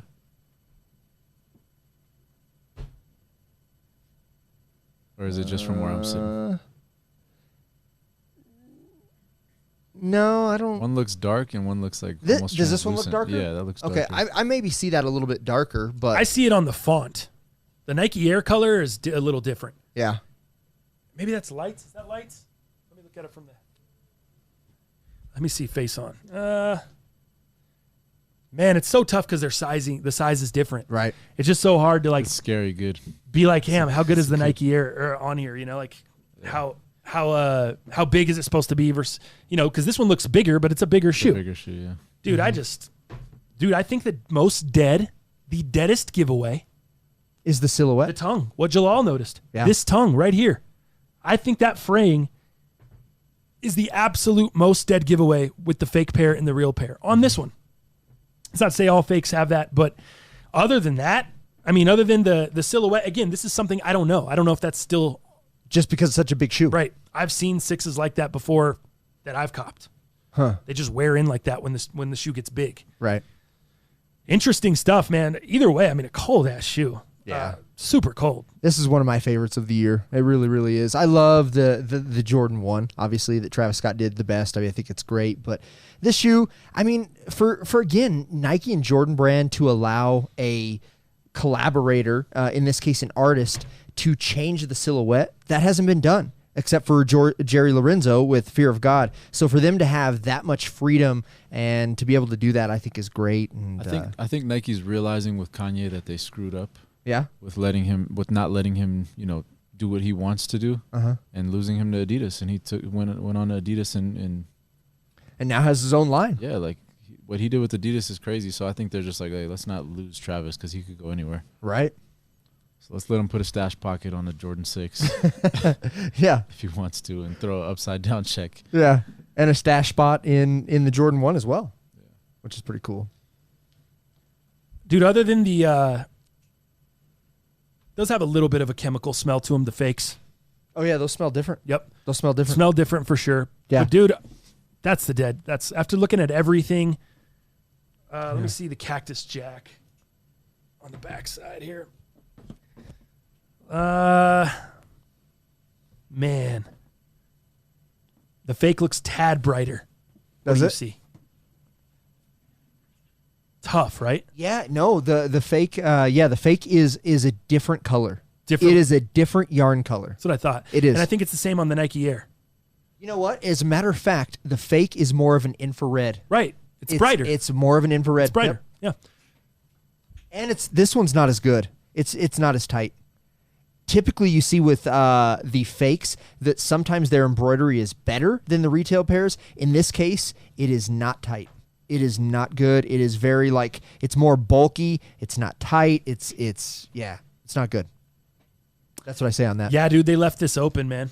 This is completely wide open instead of stitched. There's a stitching it's straight stitched down there. I keep going back to that. Yeah. That Jumpman, that tab with the Jumpman in the front of the 6, dude. That's the clutch. It's so different. That's so the giveaway bad. here. That's the exact giveaway, man. Just the difference from the fake being frayed here up around this edge, as you can tell, and then this one just being so clean right there along that edge of that Carhartt material. Yeah, completely different. Just so clean. Now, they're both frayed across the top of the tongue, actual though. top I was tongue. gonna Yep. say, So, I could imagine it. this is the being retail original pair. plan Yeah. to have it frayed. Yeah, because this is the retail pair, and it's frayed across the top of the tongue. And then this is the fake pair. and it's frayed across the top of the tongue as well. Mm-hmm. But those frays in the middle, they both have the perforated holes right here. Yep. Both retail and fake. So I'm going to say that's the biggest dead giveaway. Also, these do glow. The fake pair do glow. The outsole glows. Obviously, it glows on the real pair. Yep. So the things that jump out at us, we mentioned this 15 times, the tongue tab and then the lace bag. No Jumpmans. Right. Those are the two things right away you could just see. Right away. The yarn on the back, the stitching, the Nike Air, and the Cactus Jack, they look great. They're just a little different color on the fake. Different colors, yep. I don't think you would notice without having the shoe. I think you're probably right. The two things you can notice without having the shoe are the Jumpmans on the lace bag, which should not be there, and the tongue tab in the front, the fraying there. Those are the two things that are noticeable without you guys having the shoe. If you're looking on eBay, you got a homie that's ooping you, you got someone that offered to sell them to you, that's what you guys want to look out for. 3M, still 3M behind, it's going to be hard to tell on the camera, but all the perforations here on the shoe, that's all 3M in there. I don't know if I hold it up close enough, if the lights will hit it right. I doubt it. But anyway, it's all 3M, and I can see it popping on this side. It's so frustrating. But underneath here, this up here, all this stuff, all those perforations, yeah, you can kind of see it there. See it in there. Those are all 3M, and then the outsole glows on both pairs. You see any difference in the outsole? Let's take a look at that. Which side is that? Do you have the fake? No, I have the real. Oh, that's the one I need. This is the fake with the laces. All right. I was like, what's the exact same? What's differences you see there? Any differences? Well, it seems like the glowing part seems more predominant. Not that it's glowing here, but it seems like it's a different color off the bat. It's more like yellowish green than the actual fake. The fake is more cream. I don't know. Definitely, it's hard. You can't see on it camera. there. On but camera, it doesn't show at all. Check that out. Oh, dude. Can you see what I mean? No, you're splitting hairs. Am I? Now that I turned it this way and see the light, now I see exactly what you're saying. What you saying? Well, see, when I looked at it man, this is tricky. Yeah. The lighting, I almost feel like, is the lighting hindering us or helping us? I don't know. I don't know. I can't make the decision. But yeah, I see it. Now, if these have been worn one time, you're screwed. Good luck. You wish. I mean, you don't know. But I do see what you're saying. The fake pair looks a little more glow in the dark. These look a little more creamy. But they do both glow. Yep. At the end of the day. So, what do you guys think? Is that pretty much everything you see? I think those are the big ones. So, no Jumpman on the lace bags. There you go. Can't have that. You might look at the silhouette. Silhouettes are usually just the size and the shape. If you know what shape a 6 is supposed to be, you might be able to tell something there. But obviously, the fraying of the little patch where the Jumpman is in the middle of the shoe, that's dead giveaway. I think the coloring, if you know what infrared is versus what it's supposed to be, you might be able to tell that a little bit from the pull tab and the actual stitching itself. But again, always going back to the box, the label. This one, in this case, the UPC wraps around. There's more space on the fake. The perforation, the boldness is different. I think that's kind of where you start. For sure, yeah. And all that stuff, I mean, again, tough if you don't have the shoe next to you or the box next to you.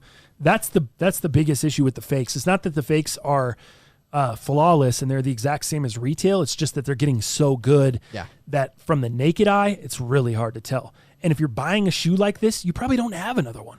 That's why you're buying it like this. That's why you're buying it off OfferUp or eBay or wherever, You're doing that because you don't have the shoe and someone's offering you a good deal. And unfortunately, if it's too good to be true, it probably is. And that's the case 99% of the time. I've never really found someone just oop me on a crazy deal that was legit, unless it was one of the homies from the cast that rock with the show here, Philly Mayer, Con Lee, somebody that's like one of the homies. I've never had a random person say, I just want to give you a great deal and sell you these for $200 less than everyone else is asking. They don't. Never happened. They don't.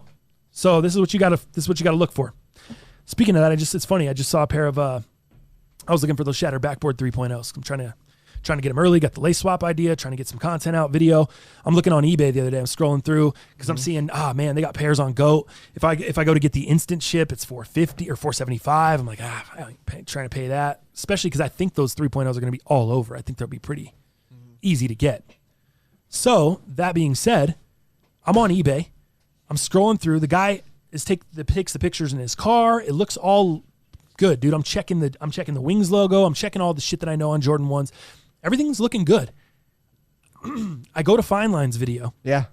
On Instagram. It's funny how Fine Line's just become the standard. He's the staple. On on the Shatter, especially on the Shattereds. Yeah. Because of all everyone saying they got fake early pairs and Mike the Compass and Mike Rich and all that stuff. So I'm looking through eBay and I see the guy. I'm like, damn, that looks pretty good. And pretty good price. I think it's like $375. Buy it now, which is the cheapest I'd seen for instant ship without having to. I think you can find them for $350 right now on StockX, but I have to wait. I'd probably have them by the 31st by the time they drop, So I'm not trying to do that. So I'm looking through and everything looks great. It looks great. I go to Fine Line's video and I see that the pairs on Fine Line's video, when he's talking about the lace bag, he talks about this red stripe being on the top. Mm-hmm. And he talks about the lace bag being bigger, usually like longer. Yeah, longer on the men's pairs and small, or I don't remember, bigger or smaller versus the GS pairs and the men's pairs. They kind of swapped them or some bullshit. Bottom line, this he just had plain plastic bags like you have on your Travis Scott 6, but they had no red stripe. They were just regular plastic, so no Jumpman, no red stripe. Gotcha. The ones Fine Line had the Jumpman. Yep. But on the GS pairs, they did not have the Jumpman. So that was the confusion. Oh, wow. Why a lot of people were having issues, because that was what was flipped. The GS pairs used to have the Jumpman. The men's pairs did not. On that pair, for whatever reason, they used the Jumpman. Now on your 6s that you have, they didn't use the Jumpman. No Jumpman. So they're going back and forth here. So his pair did not only not have the Jumpman, which Fine Lines did, they also did not have the red stripe on the top of the bag. It was like a shittier. And they didn't have the spacing. Like the laces went right up to the top of the bag, roughly, as far as it could go. Yeah. Yeah. So just be aware of what you're looking for, man, out there. Stuff might look good. It might look good from the naked eye. The price might be good. You just got to be careful. You got to be careful because people are trying to make money off of you. Yeah. People are trying to scam you. People are trying to plot. No one wants to work a real job. People don't want to put in the real work. It's easier. Right. To scam some nobody on the internet. It's a scary time, man. You used to be able to look at somebody's feet and just see the tongue drooping. Oh yeah. Everywhere and fat jump man. You could know right away. Yeah, fat jump man. That was always a big. Yeah. Look like the jump man got a Happy Meal before you. Yeah. The jump man turned into Shaq. Too many tacos. Oh, the fat man. Yeah, no doubt. I totally remember that. Yeah, and that's not that way anymore. Right. It's not, dude. And you know what? I'd hate to be StockX or I bet you I've had this pair. This pair came from Cool Kick. I'll put them in the description below because I told him I'd shout them out in both videos for sending me the shoe to do the real versus fake on. So that's where the fake pair came from.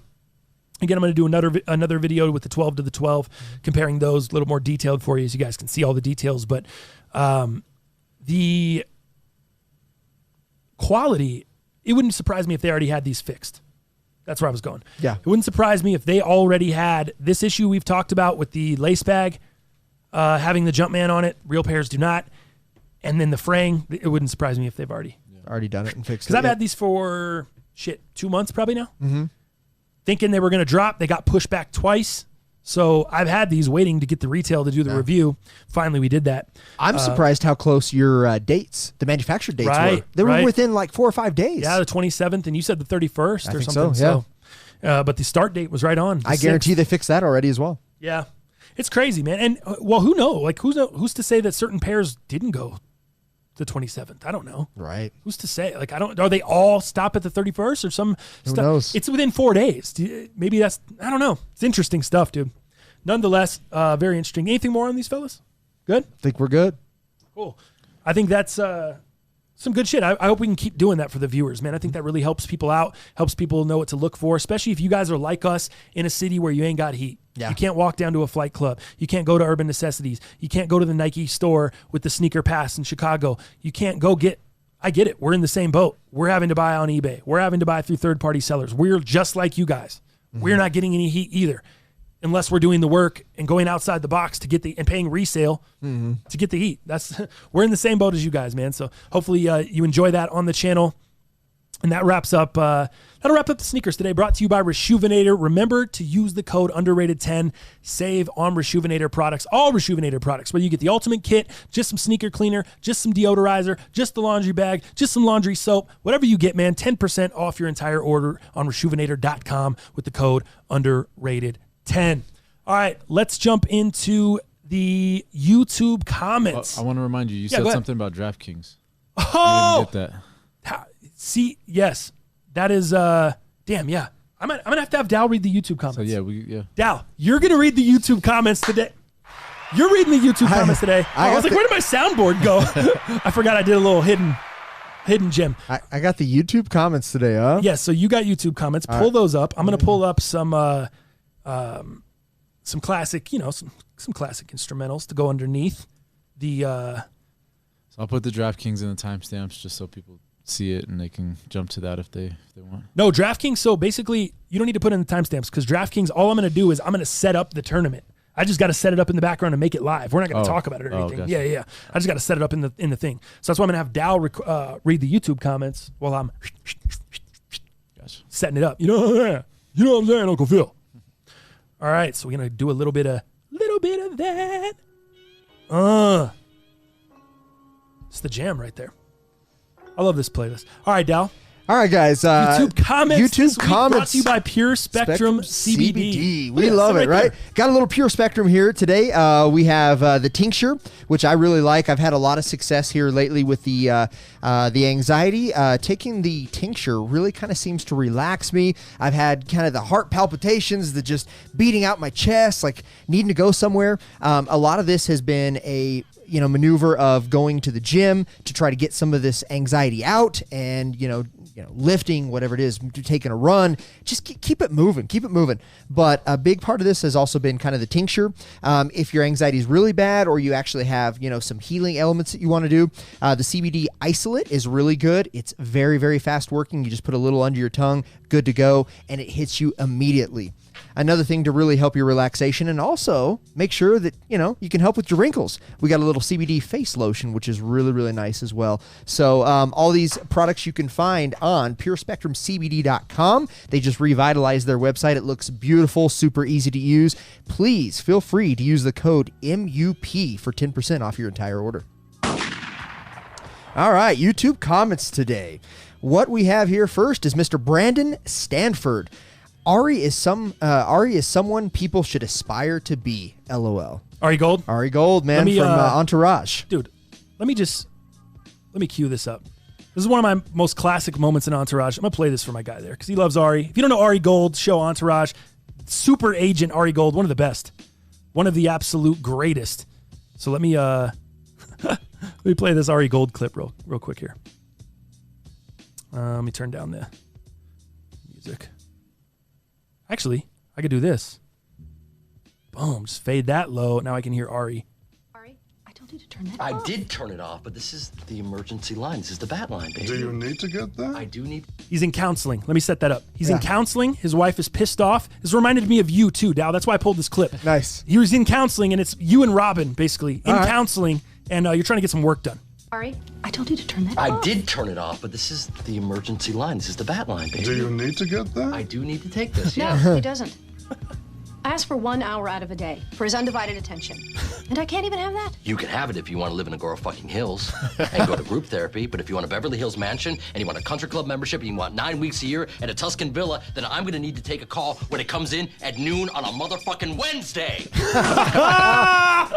That's so tight. I love it. It's just a classic. If you don't know Ari Gold, you're missing out, man. One of the all-time best characters in TV history. One of my favorites. Like you said, the gay slander on that show. Could that be done today in 2019? No, not at all. Can't get away. No. There's a lot of stuff on that show and other shows that wouldn't fly. Right. Oh, dude, so funny. He's got a gay assistant named Lloyd. This gay Asian man. Gosh, he is so fun. Lloyd is funny. Ari's funny.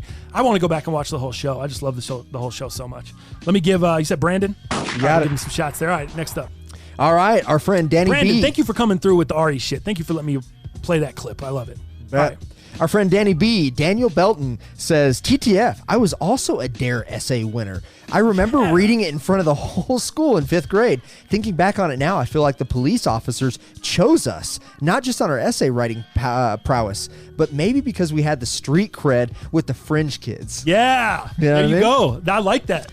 Yeah, as soon as I hit the college scene, DARE went out the window. Crazy how much different it is now. Massachusetts' first legal recreational pot shop is right in my town.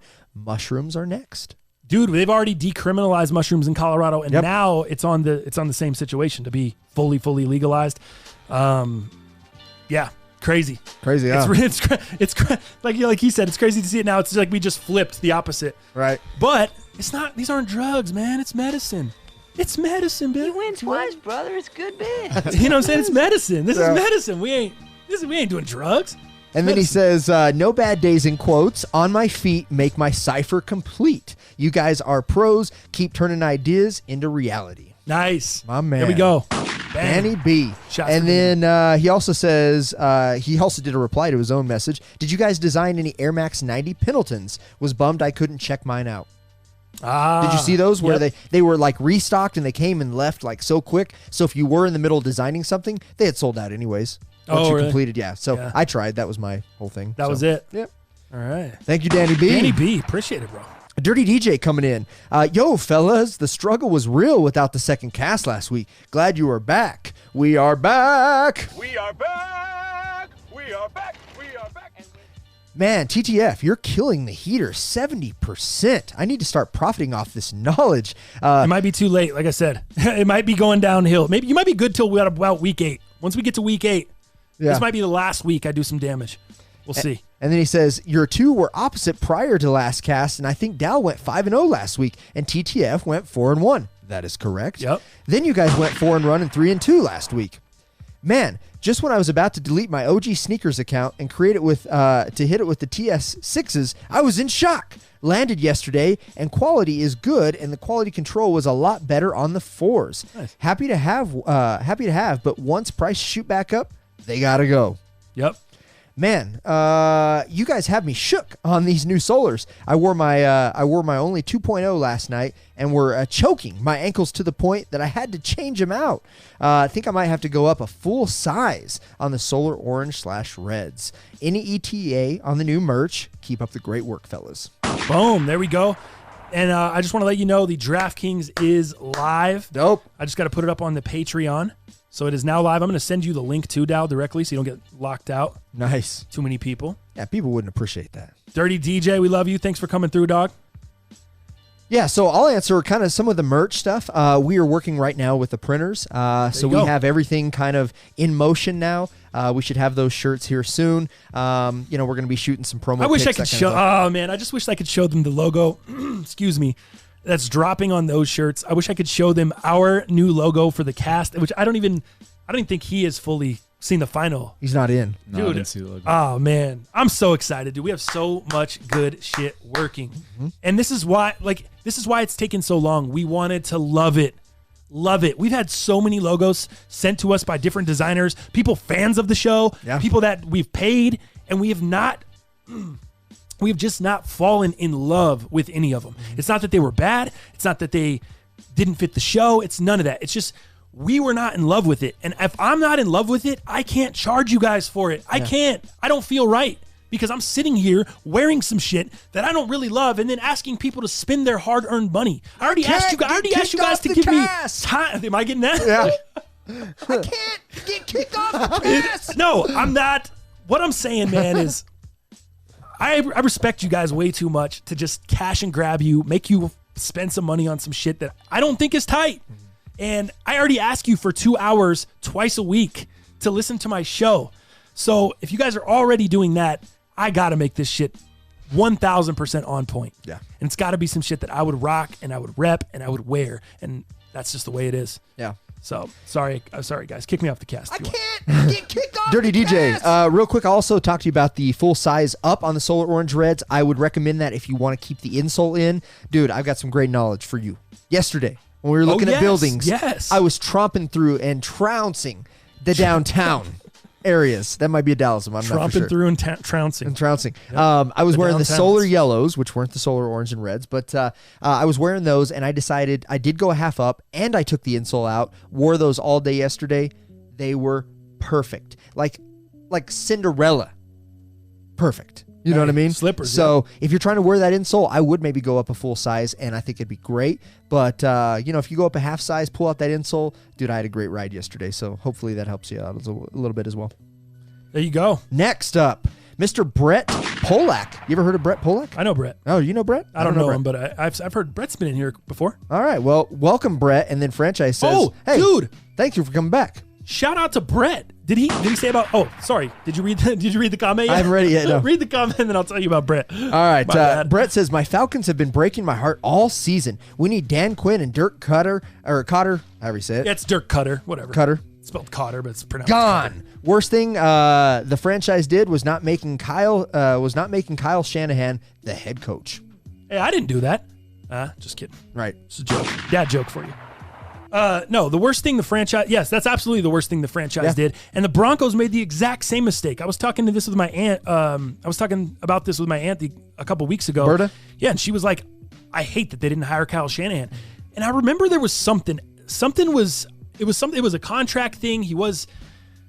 I don't remember what it was. Because do you remember the year that his last year? I think was the whole Patriots Super Bowl blunder. Was it? I think that was his last year as offensive coordinator for the Falcons, and he took the head job the next season. You're I'm pretty right. sure. But The biggest comeback of all time, Super Bowl history. Yeah.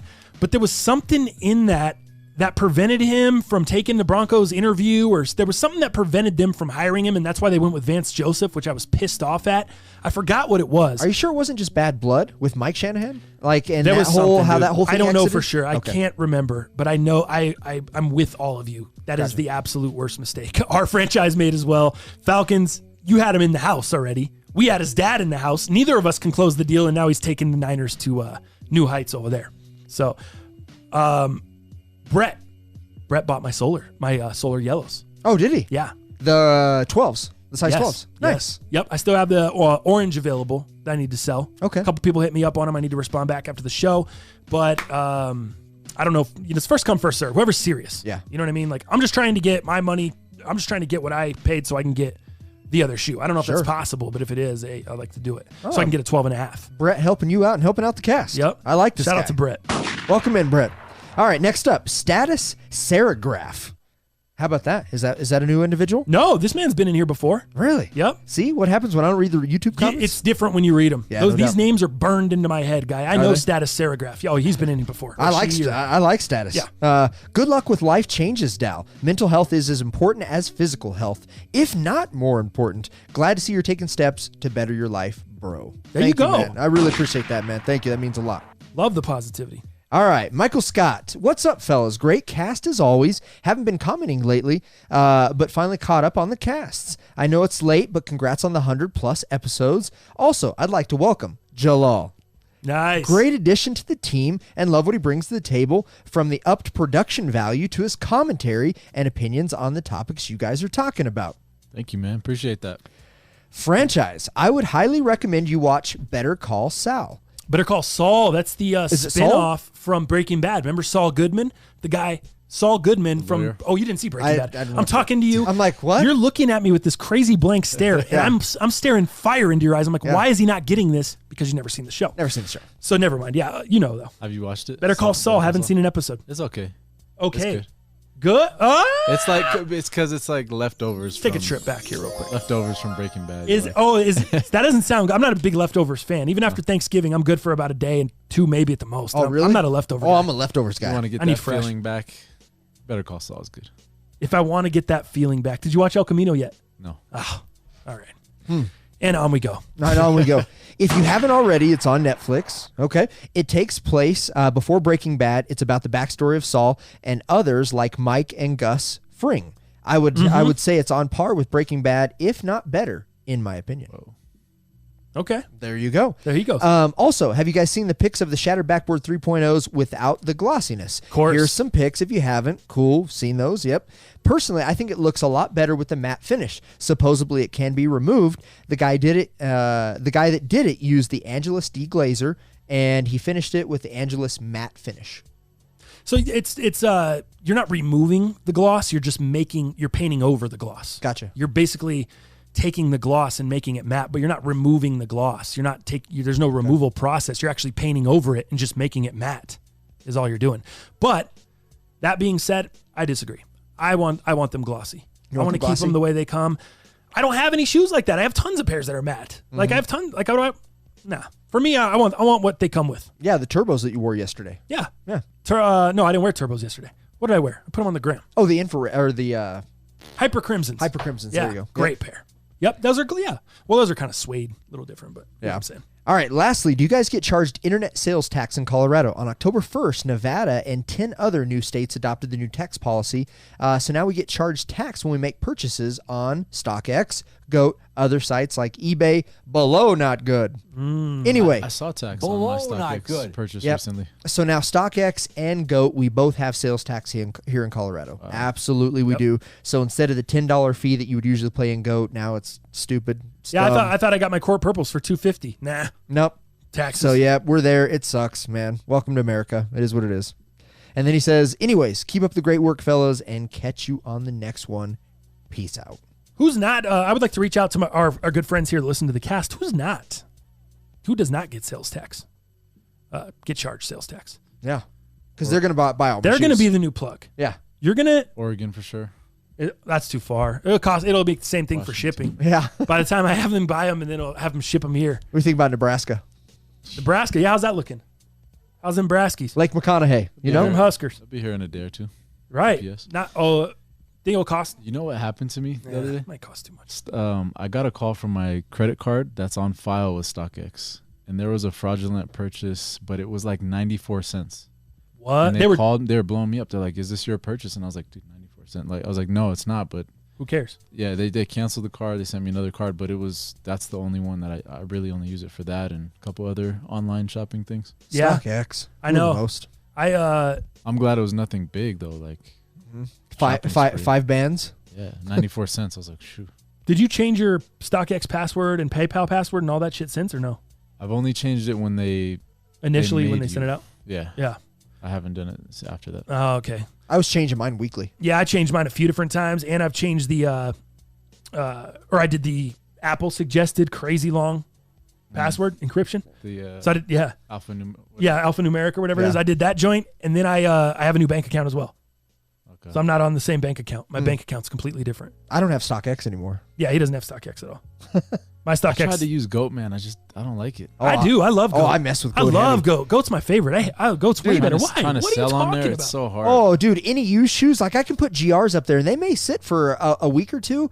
Dude, everything I've put up there is sold. Everything. Yeah. I sold a few pairs, and then I withdrew the money, and they make you pay the fee to PayPal. Mm-hmm. There's no other way to get your money out, so I lost like $15. That's one thing that sucks. The cool thing about Goat, though, so to show you the other side of that. Give me the other side. The cool thing with Goat, like StockX, it goes right to your PayPal. That's it, right? Then you pay a fee if you want instant transfer. Yeah. Goat, however, if you don't send it to PayPal, you don't get charged. You don't have to pay any tax on that. So say if you hit that 12 grand or that 15 grand or 20 grand of years of sales, you don't have to pay tax on any of that was not sent to PayPal, if that makes sense. Because it's only taxable income when the sale happens and you send it to PayPal. You got it.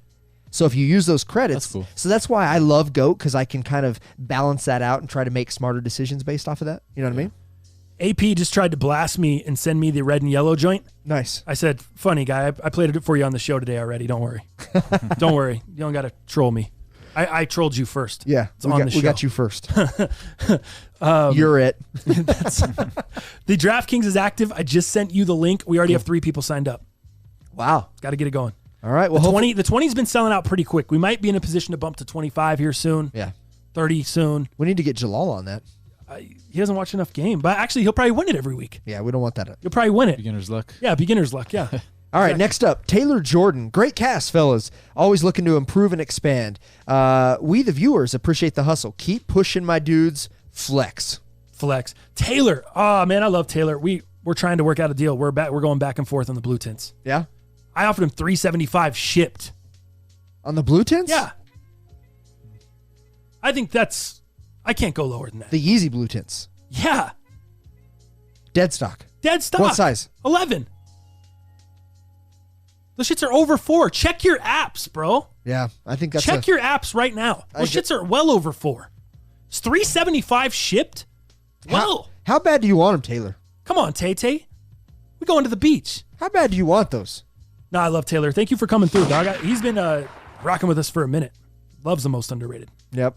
Also, we're talking terms. Right? Nice. Very good. Well, I hope you land something. Because I don't like the blue tints. I think you should get rid of them. They're not even my size anyway. That's right. They're trying to pay my cell phone bill. Yeah, I don't like them. They just weren't my favorite. I just have so many Yeezys. I want to get rid of all my Yeezys. Let me just be honest. But anyways. Oh, that's another topic for another day. Yeah, now? we'll you want to get rid of all your Yeezys? Yeah, I don't care. Wow. Carlos Sanchez up. Might be a good time soon for Dal to pull the trigger on the Travis Scott 6's. They're down to $890 as of today but they'll go back up once people finish panic selling as soon as they come in. Which I agree, they're even below $890 now. Yeah. You know. What do you think they're going to sit at in your size? In a size 10, so this pair I have right here is a size 10.5. So I'll just put a bigger insole in there. But so I think I'm going to go with these. So I consider me already copped. Okay, I have these. I'm going to roll with these, I think. But in a size 10, I think they'll go as low as maybe that 730, 750 range. I don't see them going under 700. And then eventually they'll go back up just like all Travis Scott's do. So in my size right now, they're like 690. I think. Dude, if they get as low as 630, I'd be buying another pair. Yeah. If they get that 600. Well, you said give people some stock numbers. You said this was the most. Travis Scott's 55,000. I think it's about 55,000 on this drop. The lows are about 35,000. A little bit more than that. So close to that 40, 45, somewhere in there. And then the highs were even lower. Okay. Mm-hmm. What about the 4s? Do you know those? I have no idea on the 4s. I'm curious on the 4s. Interesting. That's still a pair I want to go back and grab, but again, I'm scared with the quality control issues to get them off secondary market. All the glue was just crazy on those. It's got to be a pair I see in hand first, and now unfortunately in Denver, dude. And when those a lot of 12s in hand, and when those first dropped, we could get those for $375 all day, $400. People were out. What are they at now? Oh, dude, they've got to be $6. So if those have doubled, these are definitely going to double. Yeah. Well, not double, but they'll go from they won't be in this. They'll be up. I think my pair is going to sell around 900, between 850 and 9 in a size 12. I think yours will be up over 9, between 9 and 1,000. That's what this settle in on the TS6. So Travis Scott 4 in oh my god, in my size, 780. Wow. 780. Yeah, man. Incredible. In your size, 644. Still. Damn. High. So that's the only thing I can find high on the production numbers for the 4s is between 9 and 14. That doesn't sound right though. That sounds a little low. Way 9 too and 14, low. yeah, 9 and 14,000. Yeah. Yeah, it's got to be. Yeah, it's got to be more than that. That's got to be. You said on the lows? No, on the Travis Scott 4s. On the 4s. Yeah, that doesn't sound right, but I don't see. Yeah, dude. Else. I don't know. That sounds low. Yeah. All right, next one up. We've got Hypervenom. We need an NFL power ranking from you guys. 100% emoji. 100. 100. All right. Let me pull up the standings here, and I'll give you my power rankings. Do you have some power rankings? I got some power rankings I can give you. All right. Who is this? Hypervenom? Hypervenom. Hey, man. Appreciate the NFL comments. Love it. All right. Do you want to go first or me? You want me to give you my 1 through 5? Yeah, 1 through 5 is perfect. All right, I'll start it with number 5. I've got the Packers at number 5. To be honest with you. Oh, at number 5, okay. Yeah, at number 5, it wasn't pretty against the Lions. They found a way. The offense still isn't quite clicking yet, but you got Aaron Rodgers at the helm. Devontae Adams is still hurt. He's going to be back. Their defense is winning games, and I love them. Okay. Number 4, dude, Seahawks. Russell Wilson continues to play at a high level, and I think right now if the season ended today, he would be a huge MVP candidate. I really believe that. if the season ended right now. Number 3, Terry Bridgewater and the Saints. Teddy. It's all good. Tedward Bridgewater the third. Go ahead. Terry. Just call him Tedward. Tedward Bridgewater is 4-0 as a starter, which is super, super impressive. I love the Saints defense. And then obviously after they start keep dominating, then you get Breeze back. Dude, you've got Super Bowl contention here. You really, really do, coming off of last year as well. Number 2, this is where everything is bumped. Kansas City obviously is not in my top 5 anymore. Wow. Good reason. This team could have been my number 1 very, very easy, but San Francisco 49ers is my number 2.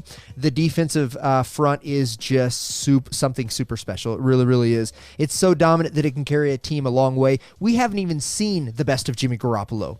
We haven't even seen what this guy can actually really, really do. So when he starts playing better, who knows what could happen. And then, of course, number 1, I've got the Patriots. It's looking more and more like they may have yet another easy ride to the Super Bowl. I don't want to talk about undefeated seasons or anything like that, but I don't know which team in the AFC can stop them. I mean, it's just being honest at this point. So there's my top 5.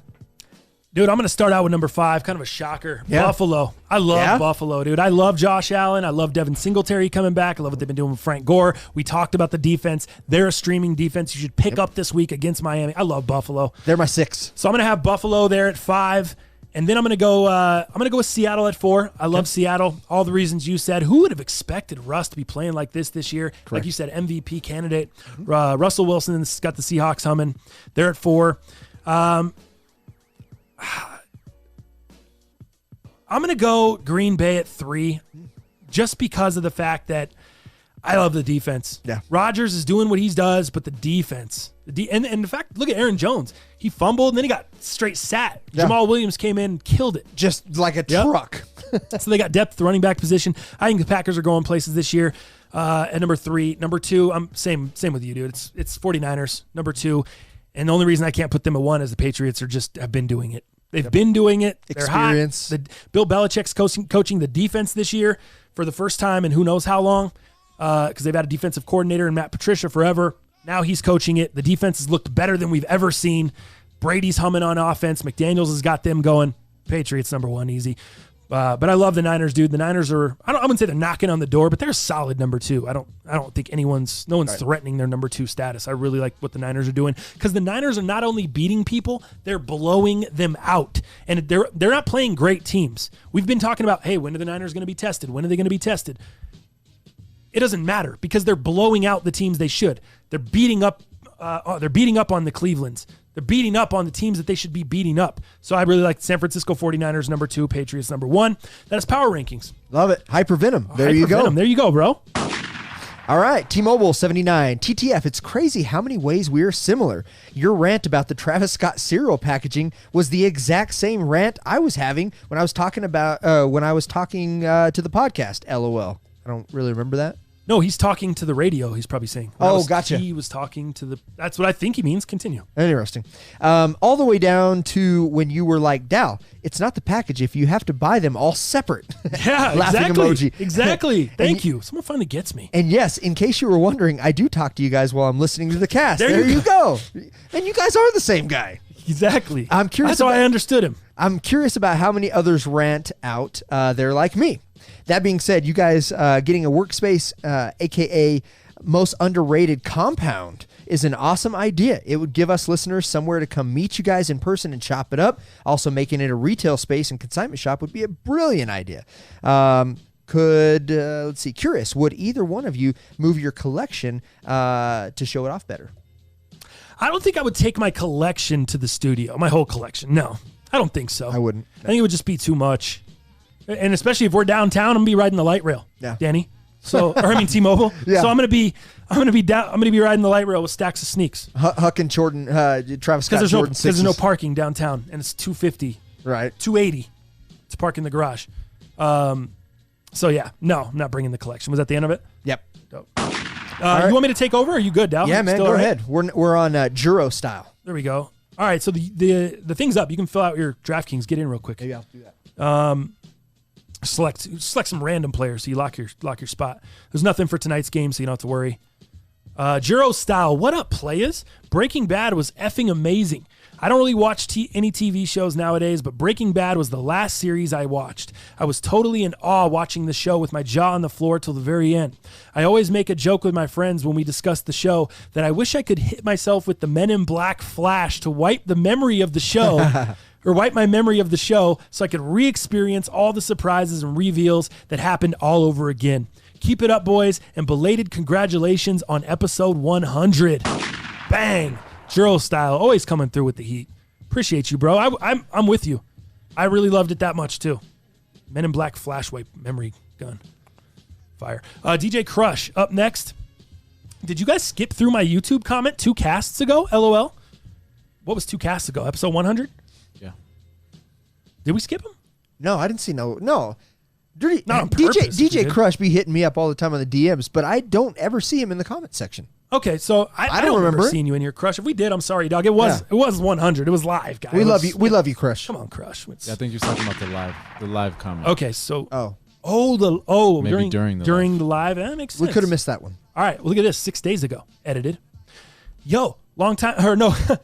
He said, here's what I wrote. DJ Crush. Yo, long time no speak, homies. Hope all is well. Yo, Dow, if you're interested in copying the OG, no bad days off from me, let me know. I got a size 9. Also, let me know if anyone is selling the Ultra Boost 3.0 Chinese New Year, size 9 or 9.5.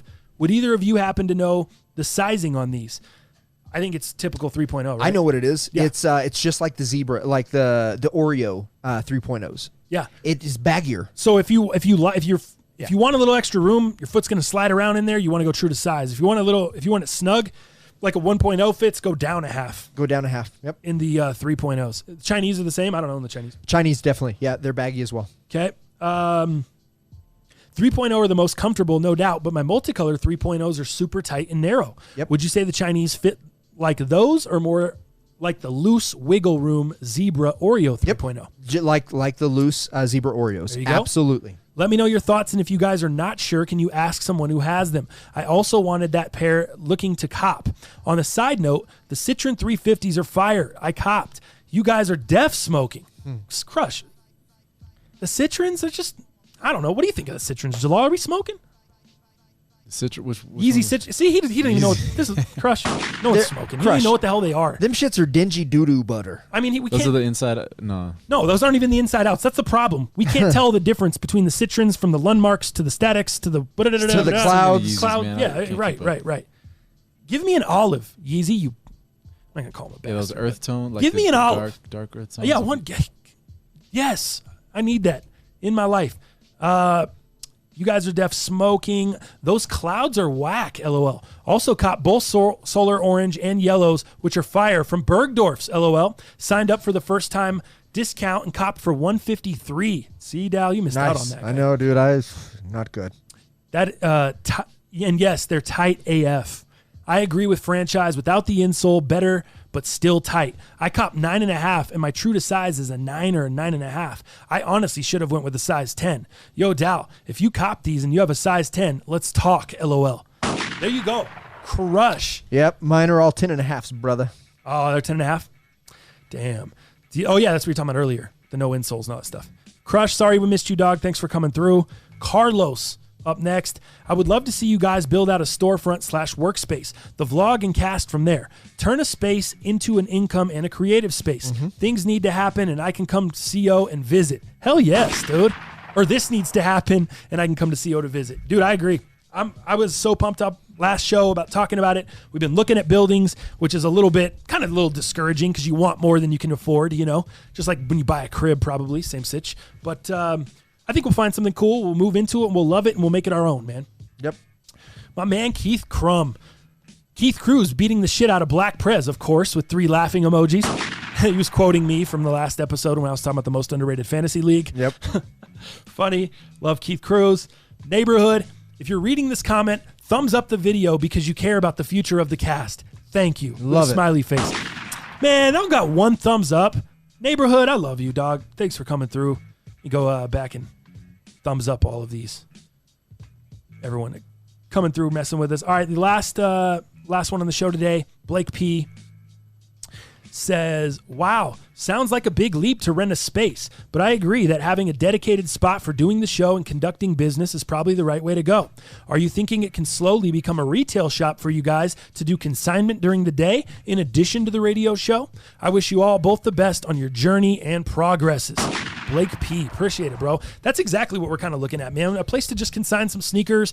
We're not trying to be urban necessities, but man, if we got some thrift shit we picked up, we got some vintage, we got some stuff that, some sneakers, I think we're looking to do that. If it moves into an opportunity to be able to co-sign sneakers and we have the crew like that and the people coming through, I think we could build something like that through IG. IG is definitely the platform because it's more instantaneous and you can reach people locally. That's where we would try to build it through if we were doing consignment. And I would just basically have to be on that bitch every day, letting people know this is what we got available. We need your shit. Come bring us, kicks to consign and we can go from there. But yeah, I think that's the ultimate goal, man. Just get the vlog going, get a retail shop, have a cool, chill space for you guys to come through, man. We've talked about this quite a few times, but there's already enough ego in the sneaker game. There's already plenty of people that think they're too tight. There's already a bunch of people that think they get everything, and they do get everything, so they think they're better than everyone else. That's not us. Right. If this is your first time coming in the sneaker game and you want to come by our shop and shoot some shots and hang out and talk some shit, get on the vlog, come through. We're never trying to hold anybody down, say we're tighter than anyone else. Like, everyone's welcome, man. If you don't even know anything about sneakers and you're like, I've been interested in getting in the sneaker game, but you feel like you're going to get shamed walking into a resale shop or walking in somewhere else, that ain't us, man. We're going to welcome you in open arms. I'll show you what a Jordan 1 is. I'll show you what sneakers, are, help you get in the game. Like, that's what we're trying to do. That's the way we've always been. And I think that's the way we're just, I don't know. I don't want to be like that. I've had that same experience when I was younger or when I was going into sneakers. Still, dog, people look at me like, oh, this fool's not wearing the tightest shit, or this fool's not have the hypest sneakers. Like, I don't care. Like, who are you? I don't even know you. I don't know you from a hole in the wall right now. Like, you're not Odell Beckham. Who are you? Turn around. Who are you? Let me see the name on the back of your jersey. Who are you? That's what I feel like saying. Anyway. Were you going to talk about that comment? No. It's all good. That's the last one, right? Blake like P. Yep. Cool, man. So yeah, that's kind of what the journey is looking like for now. But we're getting a building, trying to get a building, and we'll be able to go from there, man. It's gonna be fun. Dow, underrated news. Let's finish out there. Cool. So the Rock and Roll Hall of Fame just came out and just announced the 16 nominees for this year, or for next year, I would say 2020, for induction into the Hall of Fame. Would you like to know who those are? Yes, 16 nominees. 16, dude. And this is a loaded cast for sure. All right. So number 1, Notorious B.I.G. Okay. Any thoughts on that? Love it when you call me Big Papa. Hell yeah. Whitney Houston. I love me some Whitney, dude. All right. The Bodyguard. Love it. Pat Benatar. Let me think. Pat Benatar. Wait, do you know? Don't tell me. I just need something. Pat Benatar. Really raspy rock voice. Gosh, dude, You're getting there, dude. I am gonna blow my head off right now. Why can't it? The Rolodex, the digital, the brain jukebox is not playing it's not putting a Pat Benatar song in the slot. Why are you not working? I just put quarters in. Hit me with your best shot. Damn it. And that's not even the one I was thinking of, but that's huge. Pat Benatar. How about We Belong? Love is a Battlefield. Oh, that's what I was thinking of. Too, yeah. Love is a Battlefield. Oh, man. We belong to the night. We belong to the sun. Fire. Jalal, you know those ones? Yeah, I know. All right. Yeah. Hey, Stringer, what about you? You know that one, String? No. Oh, yeah. You know this one, String? All right. All right. Next up, Dave Matthews Band. All right. Little crash into me. Right. Into me. Little ants marching. Oh, this is one of my favorites. Depeche Mode.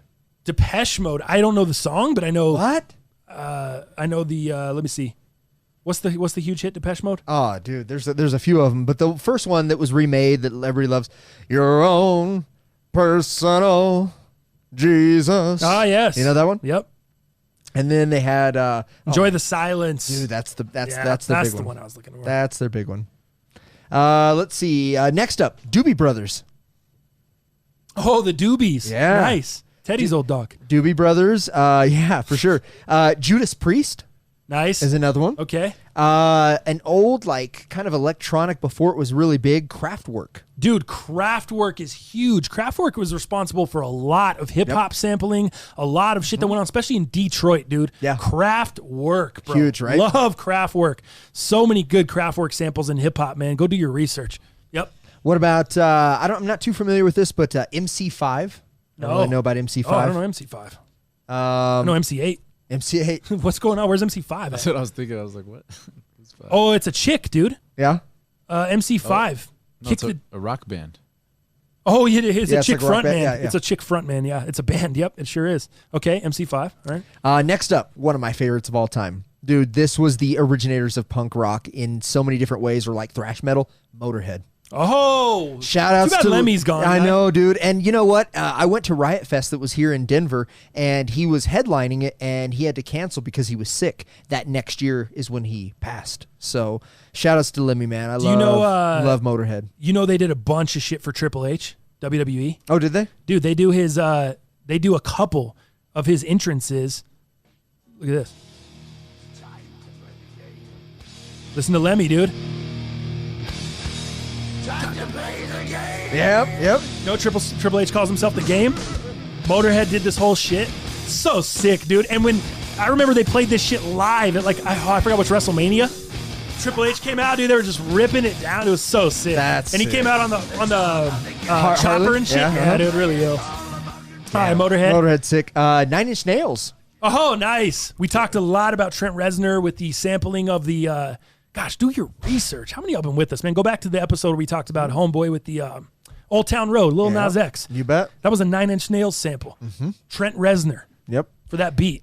And then we have Rufus featuring Shaka Khan. I'm not too familiar there. Probably the 70s, maybe? No, I was just going to say it way back. You know. And then we have a guy by the name of Todd Rundgren. Okay. Todd Rundgren. I think he was a rock guy. I don't know much. Oh, here we go, dude. Do you know this? I think he wrote a lot of stuff, too, as well. Yeah, I don't know any of these. No. Oh, dude, look, here's a clip with Todd Rundgren and Daryl Hall. Can we still be friends? Nice. Yeah, so he's in that time. Songwriter for sure. Yep. Oh, yeah. Everybody knows this one. Dumb and Dumber. Oh, yeah. End credits to Dumb and Dumber when the homeboy's getting in the car. That's right. They're arresting him. Yeah. Yep. Tell me. So there's a chance. There's a chance, Harry. Oh, dude, Dumb and Dumber. This is us at the end of Dumb and Dumber. Oh, we weren't talking about that on the cast, the spray tans earlier. Yeah. We're going to be these oil boys, Dal. Yes. We're going to be a couple lucky guys going to be traveling around the country with those two girls for the next 3 months, man. Don't worry, Hair. I'll break her come soon. Yeah. That just brought back so many memories. So good. All right, go ahead. I'm sorry. Next one, my favorite of this whole list, man. I this is mine and Jevin's favorite, man. Soundgarden. Yes, of course. Did you just go see them? Now. Not too long ago? A long time ago. I guess. Okay. And it wasn't even Soundgarden that I actually saw. I saw Temple of the Dog. Okay. Which was their side piece. Out in San Fran. San Fran. Yep. You got it. I remember that. That was sweet, dude. Which was their side piece. There was a side piece, man. Nice. A band called T-Rex. And then, of course, Thin Lizzy. Thin Lizzy. Is up Jeez. there. Yep. What is Thin Lizzy? What's their big song? Thin Lizzy. I know the band. Damn it. I can't think of how it goes. Whiskey in a Jar? Jailbreak? Jailbreak. Oh, this, dude. This. Yeah. Oh, this, guy. This. Boys are back in town. Who doesn't know that, guy? I'm actually looking at a picture of Lizzy. Not looking too thin. No, I'm just kidding. It's an album cover. I'm just kidding. And on that note, who else? That's it. So real quick, though, so the top vote getters will be announced in January and inducted May 2nd, 2020 at a ceremony at Cleveland's Public Hall. One thing to note, to be eligible for this year's ballot, each nominee's first single or album had to have been released in 1994 or earlier. So a little bit of synopsis there on kind of the eligibility requirements and what's going to happen and how they're chosen. So kind of cool, man. I'm looking forward to it. There's about 4 on here that I think absolutely should be. I'm not a big fan of the Hall of Fame. I think the bias in some of the artists that still aren't in there today for sure. is upsetting and just like doesn't make any fucking sense. But whatever. I like there's about 4 of them on here that I hope get in there, and we'll see what happens. I just hate that the rap has always gotten a bad name there. It doesn't feel like rap's been really welcome because it's the Rock and Roll Hall of Fame. You had the comments from I think it was Gene Simmons years ago, and just some old heads like you said that are like that. I don't know. I don't think. Should we just change it to the Music Hall of Fame? Right. You know what I mean? It doesn't need to be the Rock and Roll Hall of Fame. Right. Now we know there's hip hop acts in there, but and the crazy thing is how this is all chosen is a voter pool of more than 1,000 artists, historians, journalists, and members of the music industry will select the new class. Fans will also have a chance to take part in the process by voting at rockhall.com. But you know that ain't worth nothing. Right. It's the journalists, it's the historians, it's the members of this music industry, and it's the artists. And there's no limit to how many people. It doesn't say anything That's about a limit. crazy. It doesn't can it be specify. 2? Yeah, Can it be right, 6? right. Can it be 8? How many of those 16? Can it be all 16? Yeah.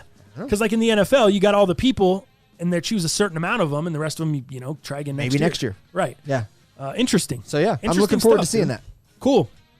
I think on that note, that'll wrap up the show for today, the Most Underrated Podcast. Make sure you click the like button, man. Make sure you comment on the show if you want to get involved. If you're just someone who likes to listen, hey, that's cool too, man. We love you guys all the same. Make sure you check out our sponsors too, please. Use the codes on SeatGeek, on Rejuvenator, on Pure Spectrum. If you need any of those products, man, use those codes to save yourself some money, and it also helps us out. We really appreciate it. As always, go ahead. And also, we do have Patreon. Patreon is live, continues to be live. No doubt. A lot of our patrons are getting not only audio, but they're getting feature footage and same-day video. What do you got now? We have same-day video on there. Same-day video. Same-day video. Patreon. So you guys are going to get video same day if you're subscribed to the Patreon. $10 a month, you get same-day video and audio. So you can listen on either platform. If you just want the audio, it's $5. If you just want to join the DraftKings, it's $1. Any of that shit. You can go on there, check out the tiers. All that stuff's going to be changing up here pretty soon because we're going to incorporate merch and everything else in there. So there'll be kind of a top-down tier. It'll just be, if you got the top level, you get access to everything. It's going to be pretty cool. So on that note, I think that wraps up the show for today. Fellas, I appreciate you guys. Appreciate all of you guys listening. And as always, we'll see you fools Friday.